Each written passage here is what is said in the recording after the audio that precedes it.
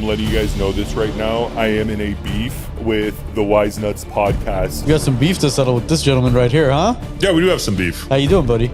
I'm not doing that great, if I'm being honest. Yeah, you guys know that podcast that's super popular in Glendale? I have a beef with them now. We used to be friends. Armenian, do you want to apologize to me for what you said? What did I say exactly? I used to be their executive producer, but let's run the tape. Let's see why we're not friends anymore. Shout out to Matt, bro. I haven't seen that guy in a while, and I don't think anybody's seen him. And he stopped his food review. He's a good commentator. I think he has good opinions. I don't care about his opinion. How dare you? I don't care about his opinions. Brother, I literally gave you opinions that got you on Fox News. Are you nuts? And you even agree with it? Are you going to apologize? Let's see how the show goes. I never thought a man of such large stature would be so sensitive to, No, I'm not so sensitive. I'm a very tough, big man. Are you? And the thing is, my feelings do get hurt, though, when my friends stab me in the back. Stab you in the back. We will be arguing. We will be fighting. Anyways, I'll be on WiseNuts tonight. Tune in. Happy Monday, everybody. TGIM. It's 5 o'clock somewhere, and we got some beef to settle with this gentleman right here, huh? Yeah, we do have some beef. How you doing, buddy? I'm not doing that great, if I'm being honest. What's wrong? Tell us how you What really is that? Tell us how you really That feel. time of the month. Oh, you want to speak to me? You want to speak to me? I'll listen to you for starting. Don't worry. Go ahead. So let's talk about friendship, loyalty, let me turn my phone. I don't know why this is going off. Let's talk What is about that, your loyalty. teleprompter there? No, it's our show, actually. Oh, So I okay. can keep an eye on the hateful comments that I'm going to probably get. I thought it was a teleprompter. No. I do have a script. But this is the thing. I'm going to talk to you guys about friendship and loyalty. For example, if you guys made friends with, let's just say, a Tall Armenian dude from Arizona who gave you guys fantastic advice on how to run a podcast and get on massive network television. Yeah. Who would you say that would be in this group, in this WiseNuts world, in the WiseNuts universe? Who is that to you guys? I mean, you kind of narrowed it down. You're like, you're probably one of the most, you're the Tall Armenian, obviously. Thank you. All right. So point being is, when a guy gives you fantastic 10 out of 10 opinions that gets you on major networks, and then you turn around and you stab him in the back when he's doing fantastic, putting up major numbers about Armenian politics, and then one of the three people in here, not you, Joe, you look great. Thanks. Look so handsome on camera. You look fantastic. Appreciate Not that. you, Arno. Arno, you're a great guy. But someone else on this podcast stabbed me in the back. I posted a video about it today saying, my opinions don't matter. And then they did this shrug. Which, by the way, before we get into the negative stuff, Joe, I don't know if you could zoom in on my watch. Zooming in. This is a Trafford watch. I can't zoom in with. That's this fine. step. This watch doesn't need to be zoomed in on. It's that beautiful. This is a micro brand watch by Trafford Watches, Nathan Trafford. Sir, you do fantastic work. This is the first watch I've ever received as a watch promo. Matt likes watches on TikTok. Check out the content. I don't have backstabbers on there. But the point is... You can get it out of a Fruit Loops box. No, you can't. You can't buy a masterpiece like this. Oh, you can? Full automatic Miyota movement. This watch is actually discontinued. You can't even buy this. You have to go on eBay and pay double, over $1,000 to get this watch, sir. I love it when people claim something is discontinued. It gets discontinued because the guy makes masterpieces, and in his words, I get bored of making the same watch. That's why he has like. How many of those watches has he made? These watches, he's past season 2 on his GMTs, his I'm not talking about Yosemite or Yellowstone or any of those shows. I'm talking about how many Do you guys watches. see what I mean by the backstabbing? No, there's no backstabbing. You're going to season 2 and this and that. Because this he was makes Game of watches in seasons, like an artist. You know how an artist has different seasons? I saw the like watch. It's pretty Monet's blue. badass. Thank you, Joe. Patek Philippe is that too. What season are they in now? I have no idea. I wear an Apple Watch. How many Pateks do you own, young man? I don't like to flaunt. I don't like to. Oh yeah, you probably actually have a Patek or two. That's not the point. The point is this: Armenians, we're getting out of the Patek, Chemanuminj, AP, this, that. We're trying to show off. An AP and a Patek shows someone, I have money. A Nathan Trafford watch shows someone you have style and class. Moving on from watch talk, let's get back into this. Armenian, do you want to apologize to me for what you said? What did I say exactly? For saying my opinions, you don't Maybe care if about my you opinions. refer to me as Hopar like you're supposed to. You lost the Hopar title by becoming a Benedict Arnold to me personally. Who's Benedict Arnold? Is he a golfer? That's Arnold Palmer. That's Arnold Palmer. Oh, that's Arnold Palmer. So who's Benedict Arnold? These guys have been on Fox News, and they got there with obviously my advice. And if that didn't just prove it, thank you. But hold on, what did you say that got us on Fox News? I don't want to give away the formula. I don't want to give away the recipe, but I literally gave Armand a step-by-step way. Homeboy was going to quit. Were you not at a point where you were like, I'm over this podcast, the drama, and I was like, don't do that. You guys are going to be the bee's knees. You're going to be well known. You're going to have you're going to be massive in a couple of years. Just stay the course, fix up the studio, get out of a white office, make it look like a black leather couch, everything nice, classy, chic, like a cigar bar. Ooh, look who followed my formula exactly. But my opinions don't matter. What else have I consulted in you? But hold on, all this wasn't your opinion, Matt. No, but it was my guys. Joe, first of all, don't you? I like you the most out of everyone here. Arno, allowed to do it. No. I just want to make sure you're not on the spectrum with any of this stuff. That's my concern. Just want to make sure Spectrum. you're not wearing a fentanyl patch or anything. That's all. It is you, right? There's no influence. You're not under the influence, right? Of what? Of Fenty? Guy, we're gonna get demonetized, or we're gonna get thing flagged. No, we've passed the 8-minute mark, haven't we? Yeah. Not even close. Oh, okay. Well, yeah. It's monotonous. You can even spread your legs. It's past 8 minutes. We realized that maybe a month or so ago, where it's like, okay, once you pass the 8-minute mark, it's kind of like, YouTube stuff though. I've already warned you about that. I know. I'm trying to avoid it. Sorry, you put me in the biggest studio. Our set is not set up for anybody taller than 6'4". Oh, I'm sorry. I'm not. Who's the two guys that you have? The Benazuli? Who's the other? I actually like the other guy. Ali Soba. Ali Soba. You guys gave them big. First of all, no offense to either gentleman. Well, offense to one, I don't care. They were both like 5'2", and he gave them these massive couches, their own space. Can we clarify that really quickly? Wait. We want to clarify something. They aren't 5'2". They're both over 6 feet tall. You're kidding me. No, I'm dead serious. They have the personalities of much shorter men, and I don't mean that as an insult. Ben is actually, I'd say, a little bit taller than. No, I think Ali was taller. Ben is probably 6. Well, Ali is probably 6'1". Well, Ali was wearing those kind of lifter shoes. Were they using the boosters? He was wearing, what's it called? Those red bottom heels. What was it called? Louboutins.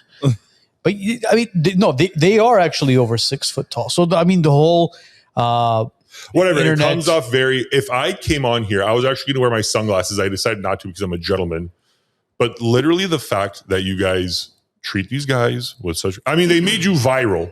Let's be honest. Oh, they made us viral? You made yourself viral, and I helped. I mean, let's be honest. I did help. When were they on our show?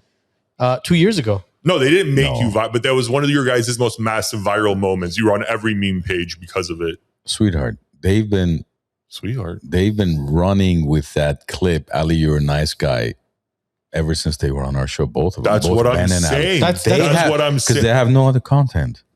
Yeah. So we made them famous, or they made us famous? No, you guys gave them a platform. So in a way, you guys made them famous. And then on top of it, should I come on here and say, oh, I was in the Armenian Special Forces?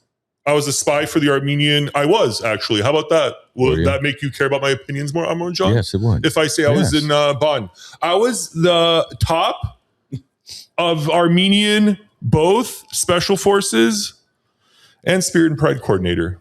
I never thought a man of such large stature would be so sensitive to, No, I'm not so sensitive. I'm a very tough, big man. Are you? And the thing is, my feelings do get hurt, though, when my friends stab me in the back. Stab you in the back. That's the second time you said that. That's a pretty hurtful. It's a backstab. It's a backstab. Interesting. You don't view, ask your viewers, do you not view it as if you dedicated yourself to a show, showed nothing but loyalty and gave the best advice, and then one of the hosts on the show turns around and goes, this guy's opinion doesn't matter. When he sees I'm very passionate and very triggered, and I don't want us to get stuck on this. I do love you, and I will find it in my heart to forgive you. Maybe in this show, maybe in a future show. This is the second time you've been hurt by me. Remember one time a long time ago? What was it, when he removed executive producer from this title? No, this one I can't get into the details, but I think he remembers. Whatever, dude. It was after our show at the Famous. Whatever. Yeah. I do get. Okay, Yeah, look, he I'm a big Remember sensitive. that story? Look, I'm a sweet boy. What? I'm not a sweet boy. interesting. I'm not a sweet boy. Audio party gear couldn't Ha, speak shot Armenian boy. Nur, shot Ban Chelok. I'm gonna put my leg down. It looks horrible on camera. But yeah, I caught it though. I'm telling you, I bro. caught it though. I mean, I don't need. We're gonna take a quick commercial break. And I caught it though. Again, you guys gave two midgets freaking again their whole other platform, and I'm stuck in a corner next to a globe. yeah, Chael Sonnen had no issue sitting there. Chael Sonnen is a lot smaller than me. I mean, he's a very tough man, and I wouldn't want to meet him in a fight. But he's a lot shorter than me. I'm not trying to talk trash. I'm just stating a fact.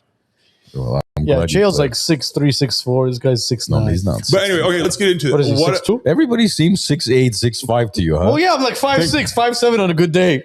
I think Chael Sonnen is like 7'1". Is he not? What is he? No, he's probably like 6'2" at best. Really? It's just he's a big guy, so he seems taller. And Wikipedia is all inflated by a couple inches, anyways. Matt's probably 7'3" on I should get on Wikipedia. Wikipedia. What's his Well, height? the What's shorter official guys height? are short in Wikipedia. He's 6'1". All right, see? that's a big guy. Oh no, okay. Like, and then I got 8 inches. I'm not trying to make this about a thing. So what would you like me to do, sweetheart? I would Tell like me. you to say, Matt, you had a brilliant take on on all three: Dr. Oz, Nick Shirley, Randy Fine, which I did, nailed all three out of the park. There's a reason why, as we say in Armenian, "Vachkot shuni naman," they stopped talking about Armenians immediately after my posts. Well, hold on. What the hell does that have to do with us? It has to do with everything to do. Not you, Arno. You're my friend. We're friends. All right. You didn't say anything bad. When Joe said, love you, Joe, by the way, over there, love you to pieces. When Joe said, How many times have his- you seen Joe, by the way, that you love him Tons. to pieces? Tons. How many times Tons. have you Tons. times We have saw you each seen other him in to Vegas, pieces? too. Besides the time you Vegas. just ran into How him. many times have I seen you guys in Vegas? I've seen Joe 100% more times in Las Vegas out of LA than I've seen you gentlemen. So it's our fault we don't go to Vegas. Yeah, go. It's a fun Yeah. city. We have a blast. Tell us when you're going to Vegas next time. I'll make sure to Because join you. Glendale's so far away for you. So we'll come to Yeah. Vegas to see you. And This guy's always being. And we didn't even realize he spilled his whole fucking water on the floor. It's just shit, my coffee. Guys, hold on. No, it's fine. Leave it no. alone. Leave it. alone. Fix it. Fix it. All right, there you go. Now let it just soak in. This looks like a nice laminate. You guys put a quality laminate here, it'll be fine. It's not laminate. It's vinyl. All right, if you guys want to throw me a paper towel, I'll clean it on air to show you how much of a team player I am and how I have opinions that should matter to my friends. Yeah, let me go grab a paper towel just to keep. Grab a So paper it, towel. so it happened. What? Andy will grab it. Why are you getting out of your seat? Andy's over there. Oh, Andy. Andrew.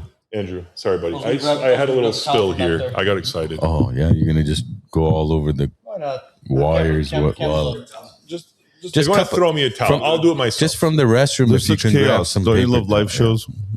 Hell yeah. Hell yeah. I don't know. Anyways. What do you think I should do? I don't know. You think I need to apologize or? I don't know. I don't think you should apologize for anything. I mean, what at the the end, hell? what? What's happening here? What's happening, Matt? Are we all just backing me into a corner now? No, nobody's backing you. You guys brought me here as like a got you. I feel like I'm having a discussion with the liberal feminist right now. You think you're just gonna corner me now all of a sudden? No, if you corner me, I'll act like an animal. I'll act like a deranged animal. I'll fight my way out of here. Thank you, buddy. Oh, thank you, Anthony. What a sweet guy. Yeah. Hold on. Let me be a team. Look how much of a team player I am. No, Look at this. What am I doing? no. You do your thing there. Yeah. All right. Okay. Yeah, let it just soak in. There you go.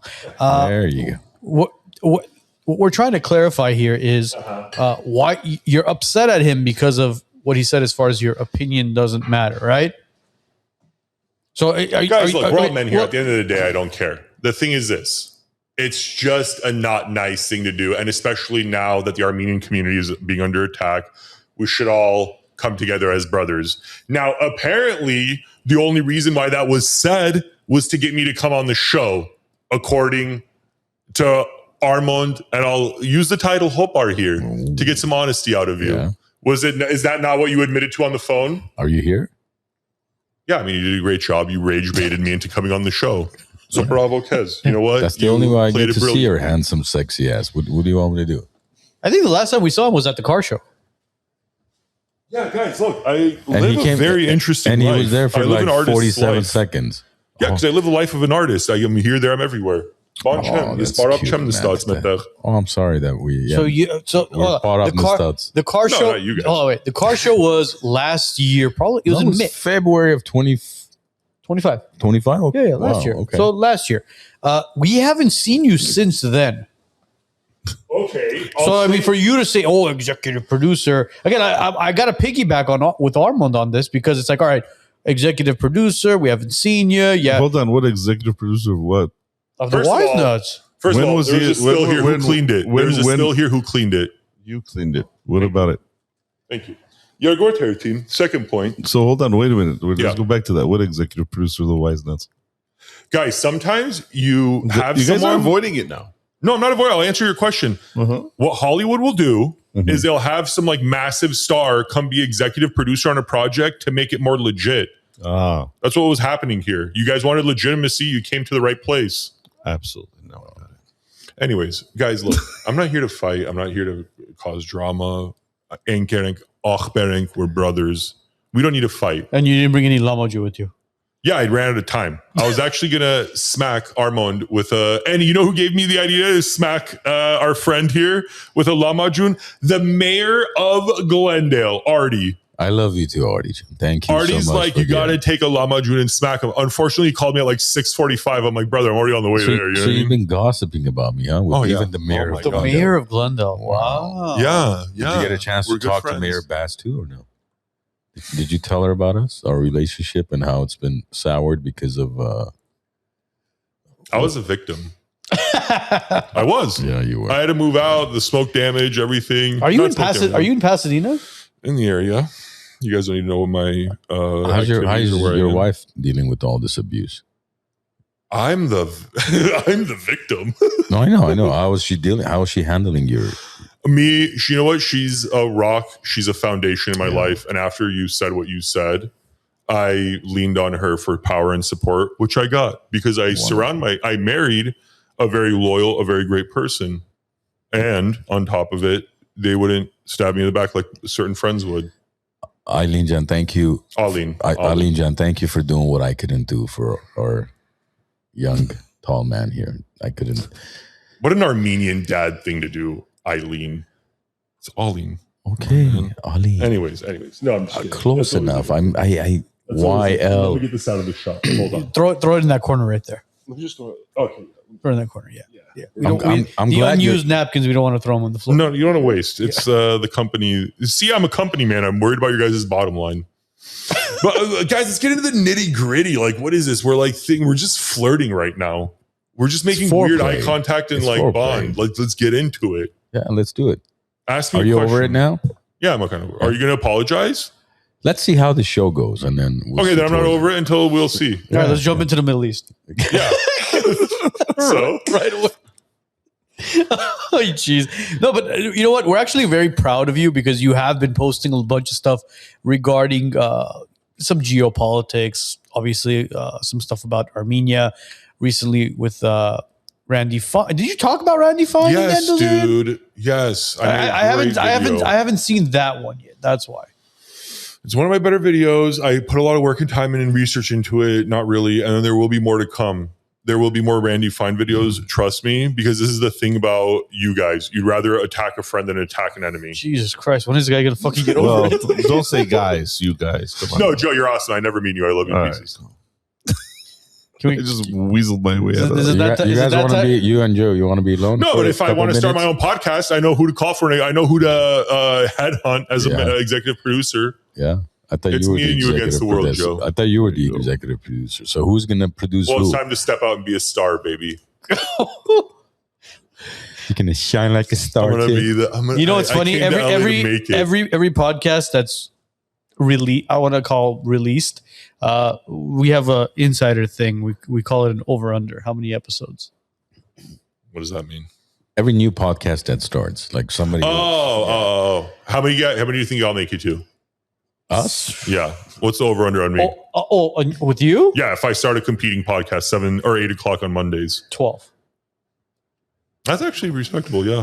I'll say, okay, I'll give you benefit of the doubt. 16, maybe. That's fair. Yeah. You know what I actually would do when my buddies would start a podcast? I'll be like, bro, I'll be on the 10th episode or the 15th episode, like somewhere in there. Would never get the invite because they usually don't make it past 3. Well, so I see what you guys are PBD saying. did to us. Initially, he said, I'll be your 100th guest. Yes. That's brilliant. And Yeah. he didn't do it. But then he was our what guest? Like 200 something, or what was it? 300 something. Two something. No. It can't be. Well, I mean, we're at 370 something. We're almost at 400. So then it was 3 something. Was it? Oh, yeah, Because it was last year, boys. September. 2024. Oh, 20. Bro, I can't keep track of time. But do you see what I said to Armo and John on the phone all those years ago when I said, bro, just stick to it. You guys are going to blow up. Like, you guys have a likability. I always thing. talk about the importance of having a mentor in your life. And you are my mentor. I know. I mean, what can I say? And dude, by the way, the studio looks 10 out of 10. I'm very proud of you guys. You made it look great. Thanks for coming after all these years. Okay. Let's clear one thing up. There's nothing more sad and pathetic than saying to people, oh, hey, invite me on your podcast. If they want you on the podcast, you'll be invited. Am I right or wrong? See, there's a very famous Armenian saying where they say, "Durus misht batsa," right? My door's always open. So technically speaking, that door's always open for you. But podcast, imagine you guys are here. You're trying to have a in-depth interview with. Bro, we've had some of the guys sit and listen in on during podcasts. That's the casting couch over there. We're actually surprised. Tiny's not here. We're surprised Vic's not here. Zorob's not here. Does it have something? We're surprised you're here. We're surprised. But Does it have? last week, if you listen to the show, right in the beginning, we talked about The Matrix. We talked about Game of Thrones, and we were talking to the boys off camera. We're like, they hadn't seen The Matrix. What? So yeah, there's interaction that goes on. Yeah, we do it in front of a live audience as well. Not everybody gets. Oh, I missed the. Good. I'm glad they're not here. I'm glad they're not here. You know what, Tiny? Lava or stuck. I don't want any Matrix questions. We're about to get. I don't know why we're stuck on the fight. I'm over it. I'm staying. You're over it. This is why you guys need me here. We're going to talk about the real, the raw, the uncut. The important. That would be a good issues name of for your Armenians. podcast. Raw and Restless. Why restless? Like Young and the Restless? Because you seem restless tonight. Like Real, raw, and tall. Like fidgety restless. Like there's something deep down. What do you guys think is going to happen? I think we should have had midterms? Dr. Irene here today too. To maybe, No, doctors. Look, not my dad. That would have Not been my funny. dad. Irene would have been sitting here. I would have been off camera. You could have been sitting there, and then Matt would imagine Matt laying on this couch. We would need two more couches, but yeah. Yeah. I mean, we don't need to be sizes, but that's fine. Well, you were saying something about midterms. Yeah. What do we think is going to happen during midterms? I think the Democrats are going to rock the Republicans. Okay, good. Yeah, we're Depends in what agreement. happens to the war between now and then, and what happens to gas prices. So don't be surprised right before midterms they drop the gas prices by $2. It would still make it unforgivable. Were people not paying? It would. I think damage is done. No, it's not. Yes, it would. This is the thing right now. We are in the most embarrassing, worst time in American history. I'm going to come out and say it. And everything that I thought even 3 years ago has completely flipped 180. That's how crazy of a situation we're in. And any Armenian playing political sides still, doing the whole Democrat-Republican thing, if Tahayas and you revote this way or that way, you're dumb and you fell right into their trap. Republican or Democrat. Oh, yeah. I mean, we mentioned this a while ago. It's no longer a Republican-Democrat thing. It's a good versus evil thing. Yeah. There's been the best part of all this internet trolling crap that goes on is the morons online that basically say, oh, look at these MAGA Republicans. It's like, okay, clearly you have no idea where our views and beliefs are when it comes to certain politics. Because online, if you're on the podcast listening to what we're talking about, a lot of people may say, oh my God, these guys are very left-leaning, and then boom, all of a sudden we'll come out and talk about something else. Well, wait a minute, these guys are kind of right. Yes. So it's like, all right, so where do you stand? Well, we stand on logic at this point. Whatever is logical, whatever makes sense, whatever is normal. Your morality should supersede your political allegiance, yes. Well, 100%. yeah, that's one problem that we see with the Democrats and Republicans is morals and values are thrown aside for political gain, for stepping up in the political ladder. Very much so. And that's the one thing I wanted to express. So I see this happening a lot online and with Armenian content creators. They're not a lot. It's mostly like the younger guys, and I get it what they're doing. They're trying to get engagement, and I see that. But the one thing that we cannot get stuck on as Armenians is a one-party people. And the one thing that I take pride in as an Arizonian is we're becoming a swing state.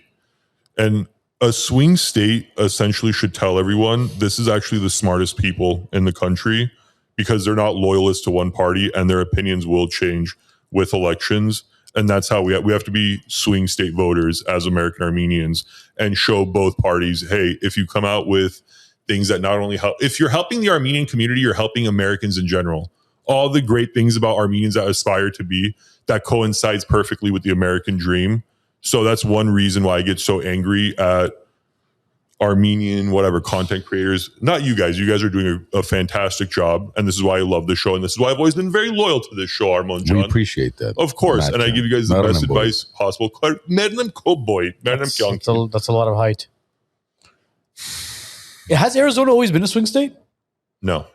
Well, look, actually, I know it swung during Trump's little rant with McCain. Where, No. And then he basically lost Arizona because of his insults to McCain.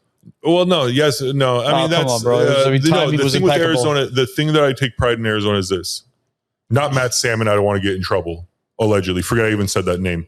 There was one governor, Republican governor, in the early '90s. I forget his name.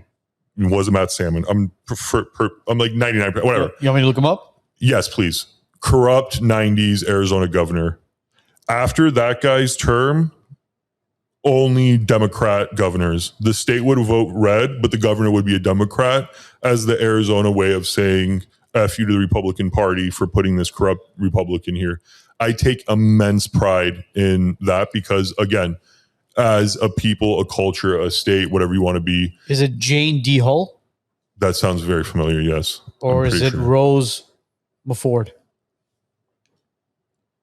You're putting me on the spot. And oh God! What did who had more controversy? Swansett, Samsonite. That's what it is. You want me to put controversial? Yeah, dude. Or be like, he did something like put shade, not shady. Let me get a sip of coffee. Since you,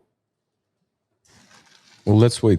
I guess because I was going to ask you, since you brought up Armenian voters, what your thoughts were on. It was a couple of weeks ago. Was genocide, April 24th again, right? Yeah, 111th year. Yes, 11, 111. Yeah, it's 2016. Yes. What your thoughts are on? Do the Armenians close their businesses in Arizona as well on the 24th? Yes. Do they? Predominantly. I mean, I'm not obviously. I don't know now. I've been lived in Arizona for I think 4 or 5 years now, but. When I was a kid, dude, this is what I always say about, and this goes into why Armenians should go back to Armenian church too. And I'm not trying to make a religious point. I'm not saying, oh, we need to find God. The Armenian community was the strongest. And I noticed this, and it transcended just Phoenix. I'm talking about LA to everywhere. When I was a kid, if you didn't show up to the Armenian community center there, we didn't have a church yet, and you didn't come 30 minutes before services started, you weren't getting a seat. You had to stand in the back. That many people would show up in that small of a community. Right. And when it came time to the Armenian genocide, the April 24th marches and stuff, for as small as a community we would show out, we would do a march and down. They would close the streets down in downtown. I mean, granted, it would be on like weekends, mostly whatever, but they would still shut the street down so we could do our march. We could go to the Capitol, do all that stuff. And then now I see that trend kind of dying where, because I think Joe Biden did us a big disservice by recognizing the Armenian genocide, because I think our community thinks, oh, job's done. Like we completed something and we don't need to be as active. Is that what we wanted? Yes and no. We wanted that, not with losing Artsakh as being the only reason why the Armenian genocide got recognized. Don't fool yourselves. Don't kid yourselves. Don't try to think we won something. It was Joe Biden's way of satiating the Armenian community here and being like, yeah, I know I watched you guys get blockaded and starved and ethnically cleansed from Artsakh, but look, I recognize the Armenian genocide, so that's good, right? Didn't do that bad. And it's like, bro, you just lost us ancient land that I will spend the rest of my life fighting to get back in any way I can, politically, social media, whatever it is. But chances are super slim to know when you're fighting against two psychotic dictators with oil money and all the political backing in America that comes with.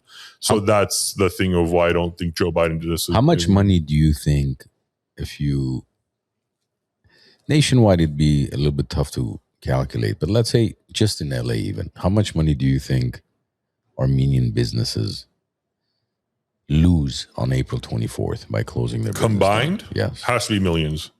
Has to. I would say tens of millions, if not a couple hundred even. Easily. Right. And this is what I don't understand about the purpose, because I don't think majority of our community that closes the business on April 24th is marching or doing that. To me, the marching doesn't mean anything either. We've marched for 111 years. Absolutely zero results. No. That wasn't zero results. Okay. I'll tell you. I'll let you give the fishers and I'll I'll tell you where we could have had 1,000,000 times better results. If we, instead of closing our businesses on April 24th, we actually had an organization similar to, let's say, an APAC or something of that. Yeah. What ANCA is supposed to be, but it's clearly not. Imagine if, let's say, we made 100 million that day, all Armenian businesses combined, even 50 million. Yeah. 100, let's say it's too much, 50 million. If we raised that 50 million, collected that 50 million, and donated to that ANCA, whatever, the Armenian PAC, right? APAC. Yes. You don't think in 5-10 years we would have, if it was a lobbyist group, we would have our agenda pushed in Washington, D.C., have Armenia sit at the negotiating table and be able to pull some strings like many other powerful countries out there? 100%. Unfortunately, the people, and I know this is going to make a lot of people hate me and cause a lot of whatever. Unfortunately, a lot of Armenian fundraisers and a lot of Armenian organizations who claim to do one thing and take this money, I'm not going to, name the organization, but we know they got over $100 million in funding. That money. You want me to say an organization? You want me Sure. to say Armenian Fund? Yeah. Okay. Didn't want to be hated, but or if you're going to say it, you're going to name it. But okay, no. We're not going to say their name. I don't want to. Bro, how much did we send Armenia Fund when we did 346,000. 346. No, and we're still. It's been roughly about 6 years now. We're still waiting to find out what happened with that money. Yeah, and that's the thing is I don't want to make it so people don't want to donate to Armenia or like say things that would make Armenians not trust organizations to send money to, but they have every right to. Certain organizations. Certain organizations, 100%. I mean, there's ways of wording it. It's more or less saying that we want Armenians to donate to specific or certain organizations. Where they're very transparent. And then we want Armenians to not donate to other certain and specific organizations. Instead of, look, guys, city of Glendale, right? That's where we shoot the show. Instead of, 47 candidates running for council, how about you guys come up with a lobbyist group? We have political science experts. We have a ton of attorneys in the Armenian community. Put together 5-10 brilliant minds together. You don't need the smartest people out there. No. Just people who are dedicated and want to push our cause.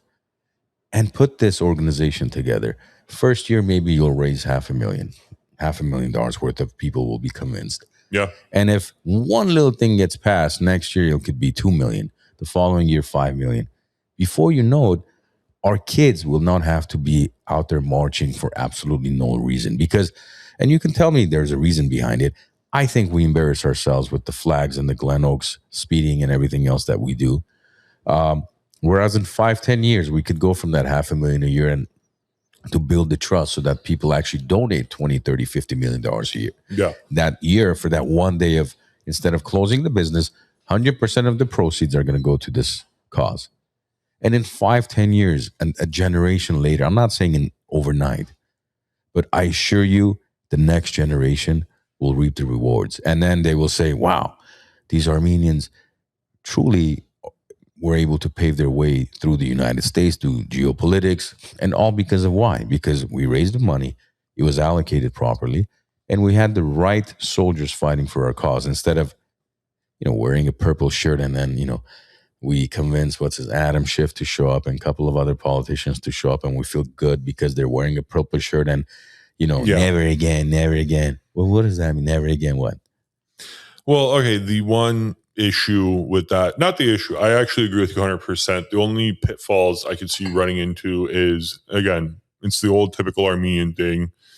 We have a very hard problem taking I'm not going to say a subservient role, but not a main position role in working. We don't work. We do work well. We do and we don't. We have a very hot and cold kind of thing when it comes to working together. Sometimes it's great, sometimes it's not. And I think what you said would be a brilliant way to push forward, because, and this is going to break a lot of young, hopeful and, what is it called? Idealized hearts. But money is the only thing that does move things in this country. That's it. Do you remember during the Desert War? Desert Storm? Desert Storm. Yeah. They hired the largest PR firm in the world. I think it was HK something, whatever the firm was called. And they paid him $15 million at the time. And that PR firm helped them push that war to convince American people to go into the war. Yeah. So you don't think if we had $20, $30 million a year, we could push our way around, right? Yeah. And I think that's honestly what we need to work towards. I used to march when I was a kid. Yeah. I was part of different Armenian organizations. We used to go march and then go to Montebello, the memorial and everything. But I stopped doing it when I think I was 15 or 16. I stopped going because I realized we're just going there to hang out with our friends. There's no purpose. We're not accomplishing anything. No. That is the purpose. Our one, John. No, I'm sorry. To hang out with our friends? Yeah, it is. Yeah. Because the thing is this, these are like, one thing also I don't like is how we, miss the trees for the forest, that old saying. When we go to these marches, when we go to Nave Sartian, when we go to all of these different army, whatever it is, whether it be political, athletic, doesn't matter. You're instilling, especially in your kids, key memories. And a lot of my pride, a lot of my pride of being Armenian and Armenian American doesn't come from a history book. It doesn't come from our old stories and whatever and how long we've been here. A lot of it comes from when I was 12, going to Nave Sartian or going to marches and seeing like a 18-year-old Armenian dude who's like killing it, or whatever, early 20s, roll up in a BMW, looks like $1 million, beautiful wife or girlfriend. And I go, that is what I want to be. That Armenian guy that has that nice car and is, beautiful, whatever, wife, family, all that stuff. And you see that, and then you interact with Armenian kids and they become your best friends. I grew up in a small town away from the Armenian community. I only had American, white, whatever friends. When I would go to these events, it was my way of, and that's in a lot of things that Glendale Armenians forget. There are a ton of satellite Armenians who don't live in an Armenian community, whose family makes it a point of, okay, this weekend we'll drive an hour and a half or 2 hours and we'll go to this Armenian event that's in the next town over. When you guys stop doing that, or you stop caring about it as much, or as a lot of people don't stop showing up because, again, they think Joe Biden did us a good thing by recognizing the Armenian genocide, an entire generation of kids. That's the same thing that's happening with weddings, when they're saying, stop saying no kids allowed at weddings, because what's happening is an entire generation of kids now don't know how to act at a wedding when they get older, because you're taught how to act, or how an Armenian wedding is, or any type of wedding, whatever. But that's the thing. All of these key life experiences that I had that made me proud to be Armenian, and how our community got together and fought this cause together, even if it felt like a losing battle, the fact that that these Armenians took time out of their day, that they closed their business and they would drive, especially when I moved to LA and I realized how hard it is and how much it costs and how much of a financial damage it is to not work one day, and what that does to your mortgage or your rent and all your bills, and how that makes them seem more, whatever, indomitable. The one beautiful thing about that, though, is seeing, these people are willing to sacrifice their businesses, their jobs, whatever it is, and come here in March. So me as a young man, I should probably view this as important, because my parents, their friends, my community sees it as important. And if I want to be a part of this great community, which I love the barbecues, I love the weddings, the baptisms, all that stuff, I should care about these things too, because these people care about it. And the more you look at it as, it's a waste of time, you're allowing your children to miss those it has nothing to do with the end result. It's like that whole thing of like, oh, the journey is the destination, all that stuff. That's what these marches are. It's never the end result. It's who you're developing while these events are happening. And you have 2 sons. You have a son and a daughter. Joe, you're a young, handsome man. Two daughters. Yeah, wow. For such a young looking guy, you look great. Anyways, so yeah, that's what I'm saying, guys. It's a thing of you have to remember, oh, these marches aren't, I'm not trying to accomplish a political goal as much as I want my kids to be a part of this. So why aren't they marching the same way they did for the 100th anniversary of the Armenian genocide? Because again, we feel Joe Biden signed that. We did but it. the 100-year was 11 years ago. Bro, wasn't there like 100,000 people that showed up to that march? So why aren't there 100,000 people the year after, or possibly the year before, or the year after that? He made that point. I made the point. Yeah. So it's just basically what He's saying it's Biden. It's Biden, bro. I'm not blaming Biden. Not just Biden. But you know what I mean, guys. It's when your country gets massive part of your country gets ethnically cleansed, and you're mad at your government. A smart thing for that government to do would throw you some crumbs and be like, "Oh, hey guys, at least I gave you this." But see, I'm very curious, and I've always asked this question, and it's never properly answered. Is if it wasn't the current prime minister, who is obviously Nikol Pashinyan, who's the prime minister of Armenia, if it wasn't him, and if it was another prime minister, do you think the same thing would have happened? Phrase that question. Let me. If Nikol Pashinyan was not the prime minister of Armenia during the 45-day Artsakh war, and if it was either Serge Sarkisyan, Robert Kocharyan, 100%. do you think that would have happened?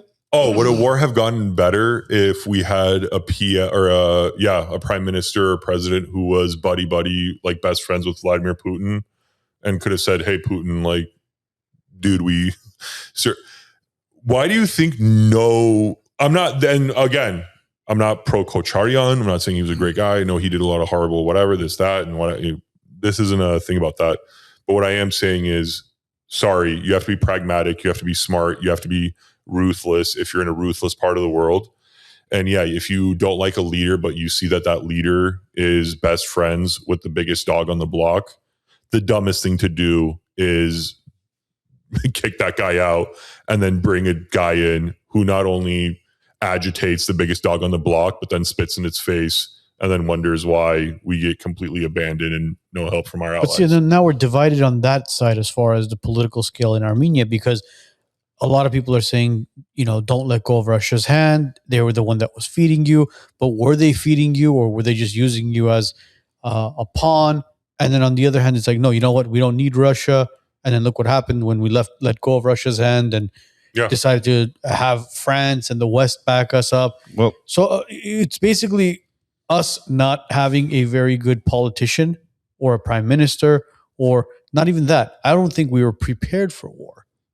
Not at all. Our artillery, our army, none of it was prepared for it. Just seeing how we had foxholes that were straight lines when they figured out in World War I. Oh, the reason why you angle your trench line, sorry, not your foxhole trench line, whatever. The reason why you angle your trench line is so if artillery hits directly inside your trench line, the explosion radius reduces. Yeah, the shrapnel and stuff. Yeah, there's the shrapnel, everything. They were showing Armenians. First of all, we were videotaping ourselves and we were putting it online, and we were showing how our trench lines were just a straight line, zero reinforced anything. If you look at how, I'm sorry to use a historical reference, but the border of Artsakh and Azerbaijan should have been a Maginot line. It should have been that French where it's military and still cement fortifications, this, that, every so many feet. Firing lines are all covered by there's no exposed gap in your, defenses. Isn't that what Syunik was supposed to be? Isn't that what they relied on? But that's what I'm saying. They didn't do that. So actually, I do view that as a failure on the. That was Shushi, right? Shushi, yeah, that whole cliff, right? That was supposed to be the barrier that they couldn't cross because it's nearly impossible to climb that. and you can from above you can. Well, also, and you this can is the defend reason yourself. why what's happening right now between Iran and America and the whole Strait of Hormuz thing is hilarious, because everything Iran learned tactically, I'm not saying everything, but I could say a major part of what they learned tactically was from the Azerbaijan-Armenia war. There are articles being written how this was the first ever modern major drone warfare, whatever you want to call it, major Right. warfare on Yeah, I remember that that. scale. And it's not hard for your neighboring country to see, oh, with the cheapest technology, we can inflict mass damage and mass casualties. And now America and the entire West is suffering for that. They ignored the Artsakh issue, and now the whole world is dealing with what's happening now because of the Middle East realizing, like, oh, look at how effective these drones are. And if that war had been stopped sooner, maybe Iran wouldn't have learned all those lessons. But when we see, I'll say it, Israel is sending 5 times when America and Canada have put sanctions on Azerbaijan, but then Azerbaijan's ally is sending them 5 times the cargo shipments to perfectly bomb and the drone operators too on top of it, to bomb Armenian civilians and soldiers. What we're seeing happening now is, whatever you want to call it, God's wrath, you want to call it karma, the universe, whatever spiritual or religious thing you believe, that's what's playing out right now. And I believe that to my utter core. You don't think it's the IRGC or the Iranian military strategically being able to defend themselves against Israel and America? Yeah, that's what I'm saying. They realized, oh, in this war, Bro, the Iranian people are very smart people. I mean, no, they're brilliant. That's what I'm saying. They studied. You don't think the Iranian military studied every single drone strike that Oh yeah, Azerbaijan posted on not Twitter? only studied it, they dissected the crap out of the strategies the Azeris were using against the Armenians. Yes. Don't quote me on it. I think Armenia did send Iran a drone, a fully intact drone that was grounded or something happened to it, or it was shot down over Artsakh and it flew into Iran, and then they took it and reverse engineered it. So yeah, these Shahi drones are essentially the kamikaze drones that were reverse engineered. Why didn't Iran defend Armenia during the war? Yeah, I mean, I thought they would too. They came out with the propaganda that we're going to jump in, we're going to do this. I think Iran didn't know its own strength at the time, and they thought like, oh, if we jump in, that'll give America and the West a reason to attack us because we're attacking Azerbaijan, which gives all of its energy and oil to Israel. And they probably knew, oh, with their media and their power and the American lobby, they could probably get the U.S. to back Azerbaijan and destroy our military forces. That's my theory. Obviously, well, we've seen that they can't destroy Iran's military. No, America called Iran's bluff, and Iran just pushed all in. How many times did they call the bluff? Oh, dude. Well, I'll say, like I said, and I'm not trying to sound, what is it called, to make salacious or whatever, but this is the truth. This is the most embarrassing war or whatever military conflict in United States history, hands down. Why do you think, though? You don't think part of it has to do with the fact that this is probably the least motivated military we've ever had? What's their motivation? That's another reason why it's Iran horrifyingly embarrassing. Right? To attack Iran for what? Well, what's our... yeah, it's worse than it's worse than Vietnam. Yeah. No, imagine yourself. You're in the military, whatever, Navy, Army, you're a Marine, Green Beret, whatever you want to be. What's your motive right now? Like, what are you fighting for? I mean, yeah, we're going to war against Iran. Why? Well, technically speaking, we aren't at war. Israel is at war with Iran. There you go. So what's the motivation behind the American military? We haven't seen the false flag yet. Oh, we're waiting for it. Well, obviously, clearly we saw the false flag during 9/11, and then we had the false flag in Iraq as far as weapons of mass. Oh yeah, I'm going to be giving him the ideas. Well, wasn't there a threat that an Iranian drone was going to fly thousands of miles over its fuel capacity? Oh, come on, man. What about the Hantavirus? The Hantavirus, that's the thing, man. The amount of, and you know what this all is, this Iran war? You know why it's embarrassing? Let me actually explain myself. Because this isn't an actual war. This is a cover-up. I'm not, again, trying to be conspiratorial guy, whatever this, that. It's the same reason why I got so pissed off at Dr. Oz and Nick Shirley. because if you look at it, and sorry to go off script, but if you look at Nick Shirley, who this guy cares about, these like fraud and this and that and whatever, and I'm going to expose these horrible people, but then goes and takes a photo with Elon Musk. And I think the caption was something along to do with like powerful men making moves and essentially showing a guy is cool. And that same guy was on the Epstein list begging to go to the island. And Elon Musk, dude, I knew about Louis C.K.'s like gross thing that he was doing in front of women from, I don't want to say who, whatever, an acquaintance that is so low on the totem pole in the industry that the fact that he knew that, you don't think Elon knew exactly what was going on that island? And Nick Shirley is blowing up that guy and has no stories, no coverage. Neither does Dr. Oz is on the list, so I'm sure he doesn't want to obviously talk about it. But that's the thing. This war, the whole Armenian fraud thing, the whole Somali fraud thing, all of that, the timing of it, how it massively exploded into these viral stories that Nick Shirley has millions of views about this. And then you go look at another massive content creator talking about the Epstein thing, and those videos just get like a couple thousand views and likes. Very weird to me. Well, yeah, We're under attack. We're under attack. Very much so, Joe. Great point. It's like a shadow ban sort of thing, because there was another content creator, Tyler Oliveira.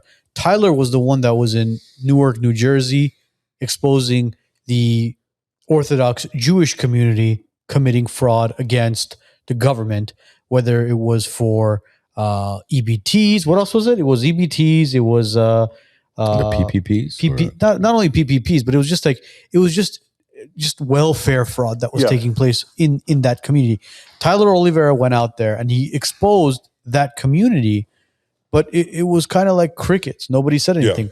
And then people went to Nick Shirley and they were saying, hey, listen, there's this guy, Tyler Oliveira. He's doing an amazing job, just like you are, targeting these Orthodox Jewish people who are taking advantage of the government. Why don't you go out there and help him out? And then all of a sudden, Nick Shirley went MIA. He's like, well, I'm focusing on the Somalians and fraud in LA. And then people started to dig into the internet, find out that, oh, well, there's a reason why Nick Shirley's not doing it, because he's Jewish and he doesn't want to go after his own people. Ding, ding, ding. So, and it's like so weird to me that Armenians are commenting on my my videos about Nick Shirley defending him, where it's like, guys, if he did this about any other, and the irony of all ironies, it doesn't take a long Google search to see also why Nick Shirley should be the last person talking about fraud. And if he wants to expose fraud, he should just wait for Thanksgiving dinner, bring a camera and interview some ants about getting indicted for fraud and all that. Because if you people at home want to wait until after you want to, hop on a laptop or computer, whatever else you're watching this on, or whatever technology you have, and Google Nick Shirley family fraud, some interesting search results will come up. Really? I will be doing a video on that also, but you guys get a little sneak peek future content. I'm gonna look. Let me get my foot out of the two shot. Get your foot out of your mouth. You said Nick Shirley family fraud? Yeah. Should we wait for maybe Matt to actually? No, you can read it. I want Google to. No, I'm curious. I just want to kind of look. So you really think Dr. Oz was targeting the Armenian community? You don't think? You honestly think like this guy is supposed to be an educated medical doctor. You don't think at any point he thought to himself, oh, maybe it's inappropriate that me, a guy that served in the Turkish military, is doing an expose on Armenian fraud and Armenian Russian mafias. And the way he even described it's like, dude, you didn't need to talk about the script. Like, that was weird. Like, our lettering and how he's like, oh, this, whatever. Yeah, he basically went in there and he went to, I believe it was Taron Bakery, right? Yeah. He went in front of Taron Bakery and clearly it says Tarm Lavash, right? It's as in like fresh lavash on the sign. And he says, there's Russian Armenian writing or Russian writing on there. And it's like, all right, you know what? Who is helping you, film this? Are they not vetting it at all? Are they not editing it or figuring out, hey, listen, Dr. Oz, you screwed up on this one. Maybe we should go back and refilm it because that doesn't say anything as far as Medicare or I'm sorry, not Medicare, but hospice or home health or anything like that. It actually just says fresh bread. Yeah. So now, was he targeting the Armenian community, as Armand was mentioning? He was in Los Angeles. And unfortunately, in Los Angeles, that's where a majority of these hospices, home healths, and Sure. Medicare or Medi-Cal fraud is taking place, which, again, has the second largest Armenian community outside of Armenia. So you go to North Hollywood, you go to Glendale, you go to Burbank, you go to anywhere in a valley, there is a very large Armenian community there. And are we supporting the businesses that are taking place that are committing fraud? Absolutely not. No. Anybody who's taking advantage of our tax dollars and defrauding the government, you should be shut down immediately. 100%. 100%. But the problem we somewhat saw, and Armand could kind of piggyback on this one, is the businesses that were actually operating a hospice or home health were being affected by these fraudsters, because I had clientele who were inside of a commercial building complex where there were multiple hospices and home healths and healthcare organizations, operations running there. And when Nick Shirley and all these guys came in there and they, I don't want to say audited, but kind of cracked down on them. Yeah. And then when the government began to crack down on them, unfortunately, the people who were actually running a legitimate hospice or home health, they got pinged as well. Yeah, I have a buddy at the gym who runs, again, legitimate hospice. And I even had, like, in Armenian, I'm like, "Me bought on nume spice." I was like, "You're doing something." Yeah. He's like, "No, bro." And now I'm being audited and I'm being and I have to like show it because he's on the phone outside pissed. So like, imagine, I mean, who pay? For hospices and stuff. If the family's not able to pay for it, who pays for it? Well, the family never pays for it. So who pays for it? Wait. I'm sorry. So Medicare. Arno. Wait. Okay. So Medicare pays for it, right? This is that 32,400 that you were talking about, right? Well, the cap is 35,000 and change. Now. Okay, so now imagine Medicare turns around and says, "Hey, listen, we're not." Even though you have an actual legitimate operating business, they turn around and say, "Well, listen, we're going to be freezing your Medicare for right now." What do you do to your patients? How do you respond to your patients at that point? They've all discharged them. That's what they've been doing. So then those people, they don't get the care that they deserve. They don't go comfortably like you've talked about. They have to go to a hospital. The hospital now has to take care of them. Anytime you work with the government where the government reimburses you, everything is driven off of data. Okay. All the reports you submit, everything from every patient, every staff member, everything you submit is a data collection for the government. And then they use that data. They come up with a matrix, whatever it is. If you're over this threshold, you're over this, that. Based on this, we're going to audit you here. We're going to audit you there. This is how we're going to look at it. That's essentially what the government does with everything. I mean, look at it this way. For example, your auto insurance, right? What are your rates based off of? Your zip code. Right. How many cars have been stolen in that zip code? How many car accidents? How many claims have been made? Yeah.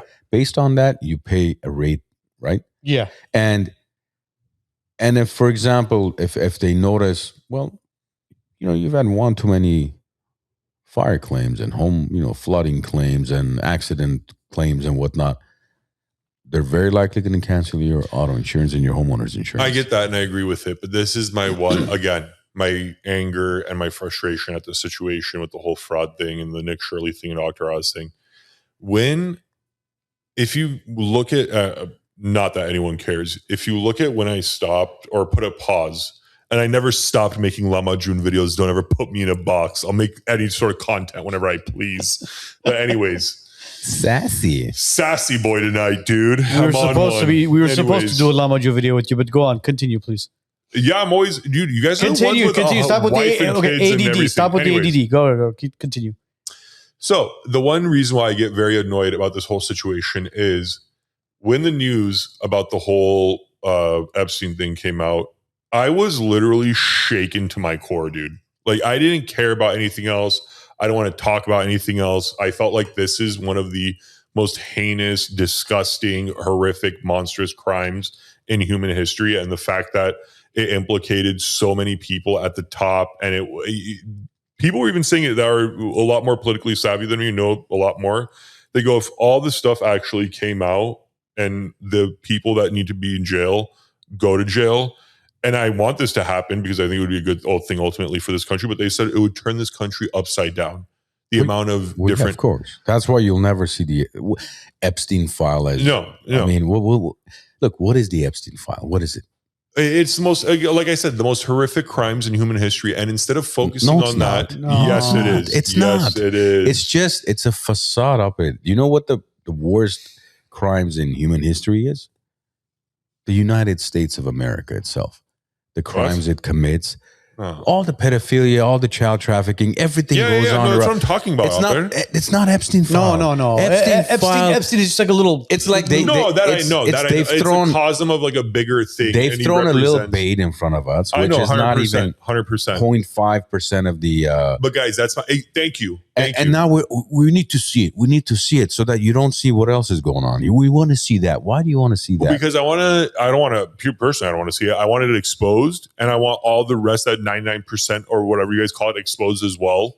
Because with the amount of technology out, with how people should be as informed as they are now, and as good as hackers and all these different people have gotten, I want every American to know who exactly is leading them for what. I want an entire audit done on the U.S. government. Forget about it, Matt. I know. But the thing is this. I know it's not going to happen.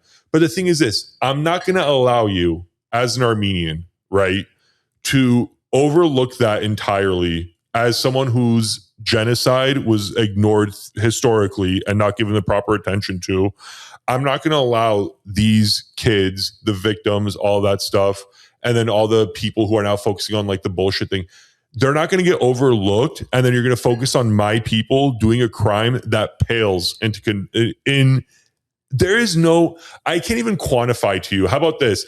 I would rather live in a neighborhood full of Armenians that commit fraud than have one neighbor live in a mile radius that was on the Epstein list for the things that we know what they were doing. How about that? Or I would rather live in a city full of Armenian fraudsters than live in a country where we have one person that it was on that list. That's my point. And the fact that we as an American public and the internet and the Armenian community allowed these cover-ups of this bullshit Nick Shirley and even more bullshit Dr. Oz, excuse my language, to spit in our face when one guy is literally on the list and the other guy is playing perfect cover-up for people on that list, and then going and taking pictures with people that are on that list and trying to pass them off as like, oh, this is such a powerful man. I'm sorry, powerful men don't beg to go to an island and do horrific things to little kids. And Nick Shirley saying that and not covering any of the Epstein stuff, even though he's supposed to be this guy that does all the exposés and all this other bullshit, the fact that he didn't cover it all or say anything about it proves to me 100% that all of this stuff on Armenian fraud is all it is just attacking us and trying to get attention away from his overlords. And unfortunately, with our community, we added fuel to the fire because misery loves company. Instead of us saying, you know what, everybody quiet down, we'll figure this out, and we'll get the heat off of us, a bunch of our people doubled down on it. Oh, it's all of our people, you fraudsters. Yeah. And then when other nationalities, cultures, and ethnicities going in there and started saying, well, we weren't surprised it was the Armenians. What do our people do? They go into the comments and they double down there as well. The same Armenians who are siding with Nick Shirley and saying, oh, he's right, or he's this, he's a good guy for doing this, we need to expose the fraud in our community, in a million years would never have the courage or the bravery to say that about another ethnic group, another skin color, another religion. The same Armenians, and that's the same Armenians.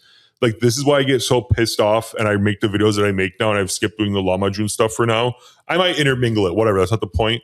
But the reason why I get so angry at some Glendale, especially Armenians, is, first of all, you will never leave Glendale. It's the funniest thing to me when I ask these people, like, oh, you hate living, or you hate Armenia? Yeah, I hate this, that. I go, okay, dude, you want to move to Arizona, Scottsdale? It's a better, cleaner, safer city, but whatever, this and that. and it costs less. No, I don't want to leave Glendale, bro. Like, I like you here. And you're like, okay, dude, so you don't hate Armenians.